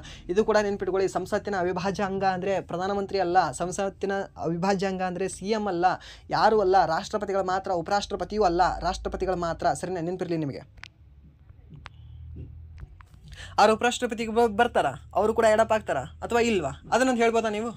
ಓಕೆ, ನಾನು ಇವಾಗ ಹೇಳುವಾಗ ಸ್ವಲ್ಪ ಮಿಸ್ಟೇಕ್ ಮಾಡಿದೆ. ಓಕೆ, ಹೇಳ್ಬೋದಾ ನೀವು? ಅದನ್ನು ಹೇಳಿ ನೋಡೋಣ, ಅದೊಂದು ನೀವು ಕಾಮೆಂಟ್ ಮಾಡಿ. ಓಕೆ, ಆ್ಯಂಡ್ ದೆನ್ ನೆಕ್ಸ್ಟ್ ಪ್ರಶ್ನೆ ಅಲ್ಲ, ನೆಕ್ಸ್ಟ್ ವಿಧಿ 82ನೇ ವಿಧಿ ಏನು ಹೇಳ್ತಾ ಅಂದರೆ ಜನಗಣತಿಯ ನಂತರ ಪುನರ್ವ್ಯವಸ್ಥೆಯ ಬಗ್ಗೆ ಹೇಳ್ತದೆ. ಓಕೆ, ಜನಗಣತಿಯ ನಂತರ ಮತ್ತೇನು ಪುನರ್ವ್ಯವಸ್ಥೆ ಮಾಡಬೇಕು ಅದೆಲ್ಲ ಹೇಳೋದು ಅಂದರೆ 82ನೇ ವಿಧಿ. ಹಾಗೆ 83ನೇ ವಿಧಿ ಸಂಸತ್ತಿನ ಅವಧಿಯ ಬಗ್ಗೆ ಹೇಳುತ್ತದೆ. ಸಂಸತ್ತಿನ ಅವಧಿ ಎಷ್ಟು? 5 ವರ್ಷ ಅಲ್ವಾ. ಸೊ ಅದರ ಅವಧಿ ಬಗ್ಗೆ ಹೇಳ್ತದೆ. ಹಾಗೆ ಸಂಸದೀಯ ಸದಸ್ಯತ್ವಕ್ಕೆ ಅರ್ಹತೆಯ ಬಗ್ಗೆ ಹೇಳ್ತದೆ. ಆ ಸಂಸದೀಯ ಸದಸ್ಯತ್ವ ಏನು ತೊಗೊಂಡಿರ್ತಾರಲ್ವ, ಸೊ ಅವರ ಅರ್ಹತೆಗಳ ಬಗ್ಗೆ ಹೇಳುವ ವಿಧಿ ಯಾವುದು ಅಂದರೆ ನಿಮಗೆ 84ನೇ ವಿಧಿ. ಹಾಗೆ ಸಂಸತ್ತಿನ ಅಧಿವೇಶನ ರದ್ದತಿ ಮತ್ತು ವಿಸರ್ಜನೆಯ ಬಗ್ಗೆ ಹೇಳುವ ವಿಧಿ ಯಾವುದಂದರೆ 85ನೇ ವಿಧಿ. ಇದೆಲ್ಲ ಮಾಡ್ಬೋದು ಯಾರು? ರಾಷ್ಟ್ರಪತಿಗಳು. ಆ್ಯಂಡ್ ದೆನ್ 86ನೇ ವಿಧಿ ಏನು ಹೇಳ್ತಂದರೆ ಅಧ್ಯಕ್ಷರ ಸಂದೇಶದ ಹಕ್ಕುಗಳ ಬಗ್ಗೆ ಹೇಳುತ್ತೆ. ಓಕೆ, ಅಧ್ಯಕ್ಷರ ಸಂದೇಶದ ಹಕ್ಕಿನ ಬಗ್ಗೆ ಹೇಳೋದು ಯಾವುದು ವಿಧಿ ಅಂದರೆ ನಿಮಗೆ 86ನೇ ವಿಧಿ. ಹಾಗೆ ಅಧ್ಯಕ್ಷರು ಪ್ರತಿ ಸರಿ ಹೊಸ ಎಲೆಕ್ಷನ್ ಆದಾಗ, ರೀಸೆಂಟಾಗಿ ಎಲೆಕ್ಷನ್ ಆಯಿತು, ಸರಿನಾ, 18ನೇ ಲೋಕಸಭೆ ಎಲೆಕ್ಷನ್ ಆಯಿತು. ಆ ಎಲೆಕ್ಷನ್ ಆದ ನಂತರ ಮೊದಲ ಸಭೆ ಏನು ಸೇರ್ತದಲ್ವ, ಆ ಮೊದಲ ಸಭೆ ಸೇರಿದಾಗ ಅಧ್ಯಕ್ಷರೊಂದು ಭಾಷಣ ಮಾಡ್ತಾರೆ. ಆ ಭಾಷಣಕ್ಕೆ ನಾವು ಏನಂತ ಕರಿತೀವಿ ಅಂದರೆ ವಿಶೇಷ ಭಾಷಣ, ಸ್ಪೆಷಲ್ ಸ್ಪೀಚ್ ಅಂತ ಕರಿತೀವಿ. ಆ ಎಷ್ಟನೇ ವಿಧಿಯಲ್ಲಿ ಹೇಳಿದೆ ಅವರು ಸ್ಪೆಷಲ್ ಸ್ಪೀಚ್ ಮಾಡೋದ್ರ ಬಗ್ಗೆ? 87ನೇ ವಿಧಿ ಹೇಳಿದೆ ಸರ್. ಹಾಗಾದರೆ ಹೊಸ ಎಲೆಕ್ಷನ್ ಆದಾಗ ಮಾತ್ರ ಅವರು ಸ್ಪೆಷಲ್ ಸ್ಪೀಚ್ ಮಾಡ್ತಾರೆ 87ನೇ ವಿಧಿಯ ಪ್ರಕಾರ? ನೋವೆ. ಪ್ರತಿ ವರ್ಷದ ಮೊದಲ ಸಭೆ ಹಾಗೂ ಹೊಸ ಎಲೆಕ್ಷನ್ ಆದಂತಹ ಮೊದಲ ಸಭೆಯಲ್ಲಿ ಏನು ಭಾಷಣ ಮಾಡ್ತಾರಲ್ವ, ಸೊ ಆ ಭಾಷಣವನ್ನು ನಾವು ಅಧ್ಯಕ್ಷರ ವಿಶೇಷ ಭಾಷಣ ಅಂತ ಕರಿತೀವಿ. ಅಧ್ಯಕ್ಷರ ವಿಶೇಷ ಭಾಷಣದ ವಿರುದ್ಧ ನಾವು ಧ್ವನಿಯನ್ನು ಎತ್ತಬಹುದಾ? No way. ಸುಮ್ಮನೆ ಕೂತ್ಕೋಬೇಕು, ಕೇಳಬೇಕು. ಅಧ್ಯಕ್ಷರು ಅವರಿಗೆ ರೆಸ್ಪೆಕ್ಟೇ ಬೇರೆ ಇರುತ್ತೆ, ಅವ್ರ ರೆಸ್ಪೆಕ್ಟೇ ಫುಲ್ ಹೈ ಇರುತ್ತೆ. ಅವರು ದೇಶದ ಮೊದಲ ಪ್ರಜೆ, ಮಾತಾಡೋಂಗಿಲ್ಲ ಅಷ್ಟೇ. ಓಕೆ, ನೆನಪಿರಲಿ ಇದು ನಿಮಗೆ. ಸೊ ಅವರ ಭಾಷಣದ ವಿರುದ್ಧ ಧ್ವನಿಯನ್ನು ಎತ್ತಂಗಿಲ್ಲ, ಮೀನ್ಸ್ ಏನೇನೋ ಹೇಳಂಗಿಲ್ಲ. ಅವ್ರ ವಿರುದ್ಧ ಕುಂತಿದ್ದಾನೆ ಹೆಂಗೆ ಮಾತಾಡತ್ತಿ ಅಂತ ಅವರು ಭಾಷಣ ಮಾಡುವಾಗ ಹೇಳಂಗಿಲ್ಲ, ಏನು ಮಾಡೋಂಗಿಲ್ಲ, ಸರಿನಾ. ಅದು ಹೇಳ್ತದೆ. ನೆಕ್ಸ್ಟು 88ನೇ ವಿಧಿ ಏನು ಹೇಳುತ್ತೆ ಅಂದರೆ ನಿಮಗೆ ಸಂಸದರು ಮತ್ತು ಅಟಾರ್ನಿ ಜನರಲ್ಗಳ ಹಕ್ಕಿನ ಬಗ್ಗೆ ಹೇಳುತ್ತೆ. ಅಟಾರ್ನಿ ಜನರಲ್ ಬಗ್ಗೆ ಹೇಳಿದ ವಿಧಿ ಯಾವುದು? 76ನೇ ವಿಧಿ. ಬಟ್ ಅವರ ಹಕ್ಕಿನ ಬಗ್ಗೆ ಹೇಳುವ ವಿಧಿ ಯಾವುದು? 88ನೇ ವಿಧಿ, ಸರಿನಾ. ಹಾಗೆ 89ನೇ ವಿಧಿ ಏನು ಹೇಳುತ್ತೆ ಅಂದರೆ ನಿಮಗೆ ರಾಜ್ಯಸಭಾ ಅಧ್ಯಕ್ಷರು ಮತ್ತು ಉಪಾಧ್ಯಕ್ಷರ ಬಗ್ಗೆ ಹೇಳುತ್ತದೆ. ರಾಜ್ಯಸಭಾ ಅಧ್ಯಕ್ಷರು ಯಾರು? 63ನೇ ವಿಧಿಯಲ್ಲಿ ಯಾರನ್ನ ನೋಡಿ ಬಂದ್ರಿ? ಉಪಾಧ್ಯಕ್ಷರನ್ನು ತಾನೆ. ಅವರೇ ಆ ಉಪಾಧ್ಯಕ್ಷರು, ಭಾರತ ಉಪಾಧ್ಯಕ್ಷರೇ ರಾಜ್ಯಸಭೆ ಅಧ್ಯಕ್ಷರಾಗಿರ್ತಾರೆ, ಸರಿನಾ. ಪ್ರಸ್ತುತ ಜಗದೀಪ್ ಧನ್ಕರ್ ಅವರು, ಸರಿನಾ. ಸೊ ಅವರ ಅಧ್ಯಕ್ಷರು ಮತ್ತು ಉಪಾಧ್ಯಕ್ಷರ ಬಗ್ಗೆ ಹೇಳುತ್ತದೆ. ಎಷ್ಟನೇ ವಿಧಿ? 89ನೇ ವಿಧಿ. ಹಾಗೆ ರಾಜ್ಯಸಭೆಯ ಉಪಾಧ್ಯಕ್ಷರ ರಾಜೀನಾಮೆ ಮತ್ತು ಅದರ ರದ್ದತಿಯ ಬಗ್ಗೆ ಹೇಳೋ ವಿಧಿ ಯಾವುದಂದ್ರೆ ನಿಮಗೆ 90ನೇ ವಿಧಿ, ಸರಿ. ಇವೆಲ್ಲವೂ ಕೂಡ ನಿಮ್ಗೆ ನೆನಪಿರಲಿ. ಹಾಗೆ 93ನೇ ವಿಧಿ ಏನು ಹೇಳ್ತದೆ? ಲೋಕಸಭೆಯ ಸ್ಪೀಕರ್ ಬಗ್ಗೆ ಹೇಳ್ತದೆ. ಸ್ಪೀಕರ್ ಬಗ್ಗೆ ಹೇಳುವ ವಿಧಿ ಯಾವುದಂದ್ರೆ ನಿಮಗೆ 93ನೇ ವಿಧಿ, ಸರಿನಾ. ಹಾಗೆ ನಿಮಗೆ ಮತ್ತೆ ಬೇರೆ ಯಾವುದು ವಿಧಿ ಬರುತ್ತೆ? ಜಂಟಿ ಅಧಿವೇಶನ ಕರೆಯುವ ವಿಧಿ ನಿಮಗೆ 108ನೇ ವಿಧಿ, ಸರಿನಾ. ಹಾಗೆ ಬಜೆಟ್ನ ಬಗ್ಗೆ ಹೇಳುವ ವಿಧಿ ಯಾವುದು ಅಂದರೆ ನಿಮಗೆ 112ನೇ ವಿಧಿ ಬಜೆಟ್ನ ಬಗ್ಗೆ ಹೇಳುತ್ತೆ. ಸುಗ್ರೀವಾಜ್ಞೆಯ ಬಗ್ಗೆ ಹೇಳುವ ವಿಧಿ ನಿಮಗೆ 123ನೇ ವಿಧಿ ಹೇಳುತ್ತೆ. ಹಾಗೆ 124ನೇ ವಿಧಿ ನಿಮಗೆ ಸುಪ್ರೀಂ ಕೋರ್ಟ್ನ ಸ್ಥಾಪನೆಯ ಬಗ್ಗೆ ಹೇಳುತ್ತೆ. ಹಾಗೆ 124 ಆದ ನಂತರ 139ನೇ ವಿಧಿ ರಿಟ್ಗಳ ಬಗ್ಗೆ ಹೇಳುತ್ತೆ. ಓಕೆ, ಏನು ರಿಟ್ ಇದ್ರೆ ಸುಪ್ರೀಂ ಕೋರ್ಟ್ ಹೊಡಿಸುತ್ತೆ ಅಲ್ವಾ, ಆ ಸುಪ್ರೀಂ ಕೋರ್ಟ್ ಹೊಡಿಸುವ ರಿಟ್ಟಿನ ಬಗ್ಗೆ ಹೇಳುವ ವಿಧಿ 139ನೇ ವಿಧಿ, ಸರಿನಾ. ಹಾಗೆ ಮೂಲ ನ್ಯಾಯ ವ್ಯಾಪ್ತಿಯ ಬಗ್ಗೆ ಎಷ್ಟನೇ ವಿಧಿ ಹೇಳುತ್ತದೆ ಅಂತ ಕೇಳ್ತಾನೆ. ಸೊ ಅವಾಗ 141ನೇ ವಿಧಿ ಏನಿದೆ ಅಲ್ವಾ, ಇದು ಮೂಲ ನ್ಯಾಯ ವ್ಯಾಪ್ತಿಯ ಬಗ್ಗೆ ಹೇಳುತ್ತೆ, ಸರಿನಾ. ಅದಾನಂತರ ಅಟಾರ್ನಿ ಜನರಲ್ ಬಗ್ಗೆ ಹೇಳುವ ವಿಧಿ ಯಾವುದಂದ್ರೆ 148ನೇ ವಿಧಿ ನಿಮಗೆ CAG ಬಗ್ಗೆ ಹೇಳುತ್ತೆ. CAG ಅಟಾರ್ನಿ ಜನರಲ್ 76ನೇ ವಿಧಿ. 76ನೇ ವಿಧಿ ನಿಮಗೆ ಅಟಾರ್ನಿ ಜನರಲ್ ಬಗ್ಗೆ ಹೇಳುತ್ತೆ. CAG comptroller and auditor general ಪ್ರಸ್ತುತ ಯಾರಿದ್ದಾರೆ? ಸಂಜಯ್ ಮೂರ್ತಿ. ಅವ್ರ ಬಗ್ಗೆ ಹೇಳುವ ವಿಧಿ ಯಾವುದು ಅಂದರೆ ನಿಮಗೆ 148ನೇ ವಿಧಿ, ಸರಿನಾ. ಹಾಗೆ ನೆಕ್ಸ್ಟ್ ಯಾವುದು ವಿಧಿ ಹೇಳುತ್ತೆ ನಿಮ್ಮಂದರೆ ನಿಮಗೆ 153ನೇ ವಿಧಿ. ಸರಿ, 153ನೇ ವಿಧಿ ಏನು ಹೇಳುತ್ತೆ ಅಂದರೆ ನಿಮಗೆ ರಾಜ್ಯಪಾಲರ ಹುದ್ದೆಗೆ ಸಂಬಂಧಿಸಿದಂಥ ವಿಧಿ ಇದು. ರಾಜ್ಯಪಾಲರ ಹುದ್ದೆಯ ಬಗ್ಗೆ ಹೇಳೋದು 153ನೇ ವಿಧಿ. ಹಾಗೆ ರಾಜ್ಯಪಾಲರನ್ನು ರಾಷ್ಟ್ರಪತಿಗಳು ನೇಮಕ ಮಾಡುವ ವಿಧಿ ಯಾವುದು ಅಂದರೆ 155ನೇ ವಿಧಿ. ಸರಿ, ಇದು ಕೂಡ ನಿಮಗೆ ನೆನ್ಪಿಟ್ಕೊಳ್ಳಿ. ಹಾಗೆ 165ನೇ ವಿಧಿ ಯಾವುದು ನಿಮಗೆ? 165ನೇ ವಿಧಿ ನಿಮಗೆ ಅಡ್ವೊಕೇಟ್ ಜನರಲ್ ಬಗ್ಗೆ ಹೇಳುವ ವಿಧಿ. Advocate general, advocate, not attorney general. Attorney general ಅಂದರೆ ಏನಿಲ್ಲ, 6ರ 1 ಕೂಡಿಸಿರಿ 7 ಆಗುತ್ತೆ, 5ರ 1 ಕೂಡಿಸಿರಿ 6 ಆಗುತ್ತೆ, 76 ಆಗುತ್ತೆ ಅಷ್ಟೇ. 76 ಅಟಾರ್ನಿ ಜನರಲ್ಲು. ಅಡ್ವೊಕೇಟ್ ಜನರಲ್ಲು ನಿಮಗೆ 165. ಸರಿನಾ, 165 ಒಟ್ಟು ಒಂದೊಂದು ಕೂಡಿಸ್ಬೇಕು, ಇಲ್ಲಾಂದರೆ ಒಂದೊಂದು ಕಳಿಬೇಕು, 11 ಕಳಿಬೇಕು, ಇಲ್ಲಾಂದರೆ 11 ಕೂಡಿಸ್ಬೇಕು. ಎಲ್ಲಕ್ಕೂ ಕೂಡ ನಿಮಗೆ ರಾಜ್ಯ ಸರ್ಕಾರದಲ್ಲಿ ಕೇಂದ್ರ ಸರ್ಕಾರದಲ್ಲಿ ಏನಾದರೂ ಹೆಚ್ಚು ಕಡಿಮೆ ಮಾಡಬೇಕಾಗಿತ್ತು, ಮ್ಯಾಕ್ಸಿಮಮ್ ಹಾಗೆ ನಿಮಗೆ ಸಿಗುತ್ತೆ. ಅದೆಲ್ಲ ಶಾರ್ಟ್ ಕಟ್ಸ್ ಇದ್ದಾವೆ. ಓಕೆ, ಆ್ಯಂಡ್ ಅದು ಆದ ನಂತರ 165 ಹೇಳೋದಲ್ಲ, 164ನೇ ವಿಧಿ ಸಿ ಎಮ್ಗಳ ನೇಮಕಾತಿ ಬಗ್ಗೆ ಹೇಳುತ್ತೆ. ಓಕೆ, ಸಿ ಎಮ್ಗಳ ಹುದ್ದೆಯ ಬಗ್ಗೆ, ಸಿ ಎಮ್ಗಳ ನೇಮಕಾತಿಯ ಬಗ್ಗೆ ಹೇಳುವ ವಿಧಿ ಯಾವುದಂದ್ರೆ ನಿಮಗೆ 164ನೇ ವಿಧಿ. ಸರಿನಾ, ಹಾಗೆ 169ನೇ ವಿಧಿ ವಿಧಾನ ಪರಿಷತ್ತನ್ನು ನಿಮ್ಮ ರಾಜ್ಯದಲ್ಲಿ ಸ್ಥಾಪನೆ ಮಾಡುವ ಅಥವಾ ರದ್ದತಿ ಮಾಡುವ ಅಧಿಕಾರದ ಬಗ್ಗೆ ಹೇಳುವ ವಿಧಿ ಯಾವುದು ಅಂದರೆ ನಿಮಗೆ 169ನೇ ವಿಧಿ ಹೇಳುತ್ತದೆ. ಸರಿನಾ, ವಿಧಾನ ಪರಿಷತ್ನ ಸ್ಥಾಪನೆ ಅಥವಾ ರದ್ದತಿಯ ಬಗ್ಗೆ ಹೇಳುವ ವಿಧಿ ಯಾವುದು ಅಂದರೆ 169ನೇ ವಿಧಿ. ಪ್ರಸ್ತುತ ವಿಧಾನ ಪರಿಷತ್ಗಳು ಎಷ್ಟು ರಾಜ್ಯಗಳಲ್ಲಿದ್ದಾವೆ ಅಂತ ಕೇಳ್ತಾನೆ ನಿಮಗೆ. 6 ರಾಜ್ಯಗಳಲ್ಲಿದ್ದಾವೆ. ಯಾವುದ್ಯಾವುದು ಸರ್? ನಮ್ಮ ಕರ್ನಾಟಕದಲ್ಲಿದೆ ವಿಧಾನ ಪರಿಷತ್ ಇದೆ ಅಲ್ವಾ, ಇದೆ. ಹಾಗೆ ಮಹಾರಾಷ್ಟ್ರದಲ್ಲಿದೆ, ಹಾಗೆ ತೆಲಂಗಾಣದಲ್ಲಿದೆ, ಹಾಗೆ ಆಂಧ್ರ ಪ್ರದೇಶದಲ್ಲಿದೆ, ಹಾಗೆ ಇನ್ನೂರಲ್ಲಿದೆ, ಒಂದು UPಯಲ್ಲಿದೆ, ಹಾಗೆ ಇನ್ನೊಂದು ಬಿಹಾರದಲ್ಲಿದೆ. ಈ 6 ರಾಜ್ಯಗಳಲ್ಲಿ ಮಾತ್ರ ನಿಮಗೆ ವಿಧಾನ ಪರಿಷತ್ ಕಂಡು ಬರುತ್ತೆ. ಉಳಿದ ಯಾವುದೇ ರಾಜ್ಯಗಳಲ್ಲಿ ನಿಮಗೆ ವಿಧಾನ ಪರಿಷತ್ ಕಂಡು ಬರೋದಿಲ್ಲ. ಅಲ್ಲೇನಾದರೂ ಆಪ್ಷನ್ ಕೊಟ್ಟರೆ ಕಿತ್ತಾಗಿ ಹೋಗೋದು ಬಿಡ್ಬೇಕು ನಿಮಗೆ. ಬಟ್ ಈ 169ನೇ ವಿಧಿಯ ಪ್ರಕಾರ ಆಂಧ್ರ ಪ್ರದೇಶ ಏನು ಹೇಳ್ತಿದೆ ಗೊತ್ತಾ? ಸರ್, ನನಗೆ ವಿಧಾನ ಪರಿಷತ್ ಬೇಡ, ನನಗೆ ತೆಗೀರಿ ಅಂತ ಕೊಟ್ಟಿದೆ. ಯಾರಿಗೆ? ಸಂಸತ್ತಿಗೆ ಒಂದು ಪತ್ರ ಬರ್ತಿದೆ. ಬಟ್ ಇನ್ನೂ ಅವರು ಕ್ಯಾನ್ಸಲ್ ಮಾಡಿಲ್ಲ. ಹಾಗೆ ಇದೇ 169ನೇ ವಿಧಿಯ ಪ್ರಕಾರ ಯಾರು ವೆಸ್ಟ್ ಬೆಂಗಾಲ್ದವರು ಸರ್ ನಮಗೆ ವಿಧಾನ ಪರಿಷತ್ ಬೇಕು ಅಂತ ಅರ್ಜಿ ಕೊಟ್ಟಿದ್ದಾರೆ. ಅವ್ರದ್ದು ಕೂಡ ಇನ್ನೂ ಅವರು ಡಿಸೈಡ್ ಮಾಡಿಲ್ಲ. ಯಾರು? ಸಂಸತ್ತಿನವರು. ಸರಿನಾ, ಅದನ್ನು ಡಿಸೈಡ್ ಮಾಡೋರು ಯಾರು? ಸಂಸತ್ತಿನವರೇ. ಸರಿನಾ, ಇದೆಲ್ಲ ನೆನಪಿರಲಿ ನಿಮಗೆ. ಅದಾದ ನಂತರ ನೆಕ್ಸ್ಟ್ ನಿಮಗೆ ಯಾವ ವಿಧಿ ಬರುತ್ತೆ? 213ನೇ ವಿಧಿ. ಇದು 213ನೇ ಏನು ಹೇಳುತ್ತೆ ಅಂದರೆ ರಾಜ್ಯದಲ್ಲಿ ಬಜೆಟ್ ಏನು, ನಿನ್ನೆ ಬಜೆಟ್ ಆಯ್ತಲ್ವಾ, ನಿನ್ನೆ ಎಲ್ಲ ಮೊನ್ನೆ ಬಜೆಟ್ ಆಯಿತು. ಆ ಬಜೆಟಿನ ಬಗ್ಗೆ, ರಾಜ್ಯ ಬಜೆಟಿನ ಬಗ್ಗೆ ಹೇಳೋ ವಿಧಿ ಯಾವುದು ಅಂದರೆ 213ನೇ ವಿಧಿ. ಸರಿನಾ, ಅದಾದ ನಂತರ ನೆಕ್ಸ್ಟ್ ನೀವು ಯಾವುದು ವಿಧಿ ಬರುತ್ತೆ ಅಂದರೆ 267ನೇ ವಿಧಿ. ಓಕೆ, ಅಂತಾರಾಜ್ಯ ನದಿಗಳ ಬಗ್ಗೆ ಹೇಳುವ ವಿಧಿ ಯಾವುದಾದ್ರೆ ನಿಮಗೆ 262. ಹಾಗೆ ಅಂತಾರಾಜ್ಯ ಮಂಡಳಿಗಳ ಬಗ್ಗೆ ಹೇಳುವ ವಿಧಿ ಯಾವುದಾದ್ರೆ ನಿಮಗೆ 263ನೇ ವಿಧಿ ಹೇಳುತ್ತೆ. ಸರಿನಾ, ಇವೆರಡು ಕೂಡ ನೀವು ಇಂಪಾರ್ಟೆಂಟ್ ಇದೆ, ನೆನ್ಪಿಟ್ಕೊಳ್ಳಿ. ಅದಾದ ನೆಕ್ಸ್ಟ್ 243ನೇ ವಿಧಿ ಏನಿದೆ ಅಲ್ವಾ, ಸೊ 243 ವಿಧಿ ಇದು ಎದಕ್ಕೆ ಸಂಬಂಧಿಸಿ ಅಂದರೆ ಪಂಚಾಯಿತಿಗಳಿಗೆ, ಮುನ್ಸಿಪಾಲ್ಟಿಗಳಿಗೆ, ಸಹಕಾರಿ ಸಂಘಗಳಿಗೆ ಸಂಬಂಧಿಸಿದ ವಿಧಿಗಳಿದು. ಅತ್ಯಂತ ದೊಡ್ಡ ವಿಧಿ, ಅತ್ಯಂತ ಸುದೀರ್ಘವಾದ ವಿಧಿ, ಅತ್ಯಂತ ಬಹುತ್ತು ದೊಡ್ಡದಾದ ವಿಧಿ ಯಾವುದು ಅಂದರೆ ಇದೇ 243ನೇ ವಿಧಿ. ಸರಿನಾ, ಯಾಕಂದರೆ 243 ಇಂದ 243 A B C D E F G H I J K L ಈ ರೀತಿ ZT ಏನೋ ಇದ್ದಾವೆ. ಓಕೆ, ಸಹಕಾರಿ ಸಂಘಗಳ ಬಗ್ಗೆ ಅಷ್ಟು ದೊಡ್ಡ ವಿಧಿ ಯಾವುದಂದ್ರೆ 243ನೇ ವಿಧಿ. ಸರಿನಾ, ಇದು ನೆನಪಿರಲಿ ನಿಮಗೆ. ಹಾಗೆ ಇದೆ 243 K ವಿಧಿ ಏನಿದೆಯಲ್ಲ, ಇದು ರಾಜ್ಯದ ಚುನಾವಣೆಯ ಬಗ್ಗೆ ಹೇಳ್ತಾರೆ. ರಾಜ್ಯದ ಚುನಾವಣಾ ಆಯೋಗದ ಬಗ್ಗೆ ಹೇಳುವ ವಿಧಿ ಯಾವುದಂದ್ರೆ 243 K. ಸರಿ, ಹಾಗಾದರೆ ಕೇಂದ್ರ ಚುನಾವಣಾ ಆಯೋಗದ ಬಗ್ಗೆ ಹೇಳುವ ವಿಧಿ ಯಾವುದು? ಏನಿಲ್ಲ, 324ನೇ ವಿಧಿ ಏನಿದೆ ಅಲ್ವಾ, ಇದು ಕೇಂದ್ರ ಚುನಾವಣಾ ಆಯೋಗದ ಬಗ್ಗೆ ಹೇಳ್ತದೆ. ರಾಜ್ಯ ಚುನಾವಣಾ ಆಯೋಗದ ಬಗ್ಗೆ 243 K. ಸರಿನಾ, ಇವೆರಡೂ ನೆನ್ಪಿಟ್ಕೊಳ್ಳಿ ನೀವು, ಇಂಪಾರ್ಟೆಂಟ್ ಇದೆ.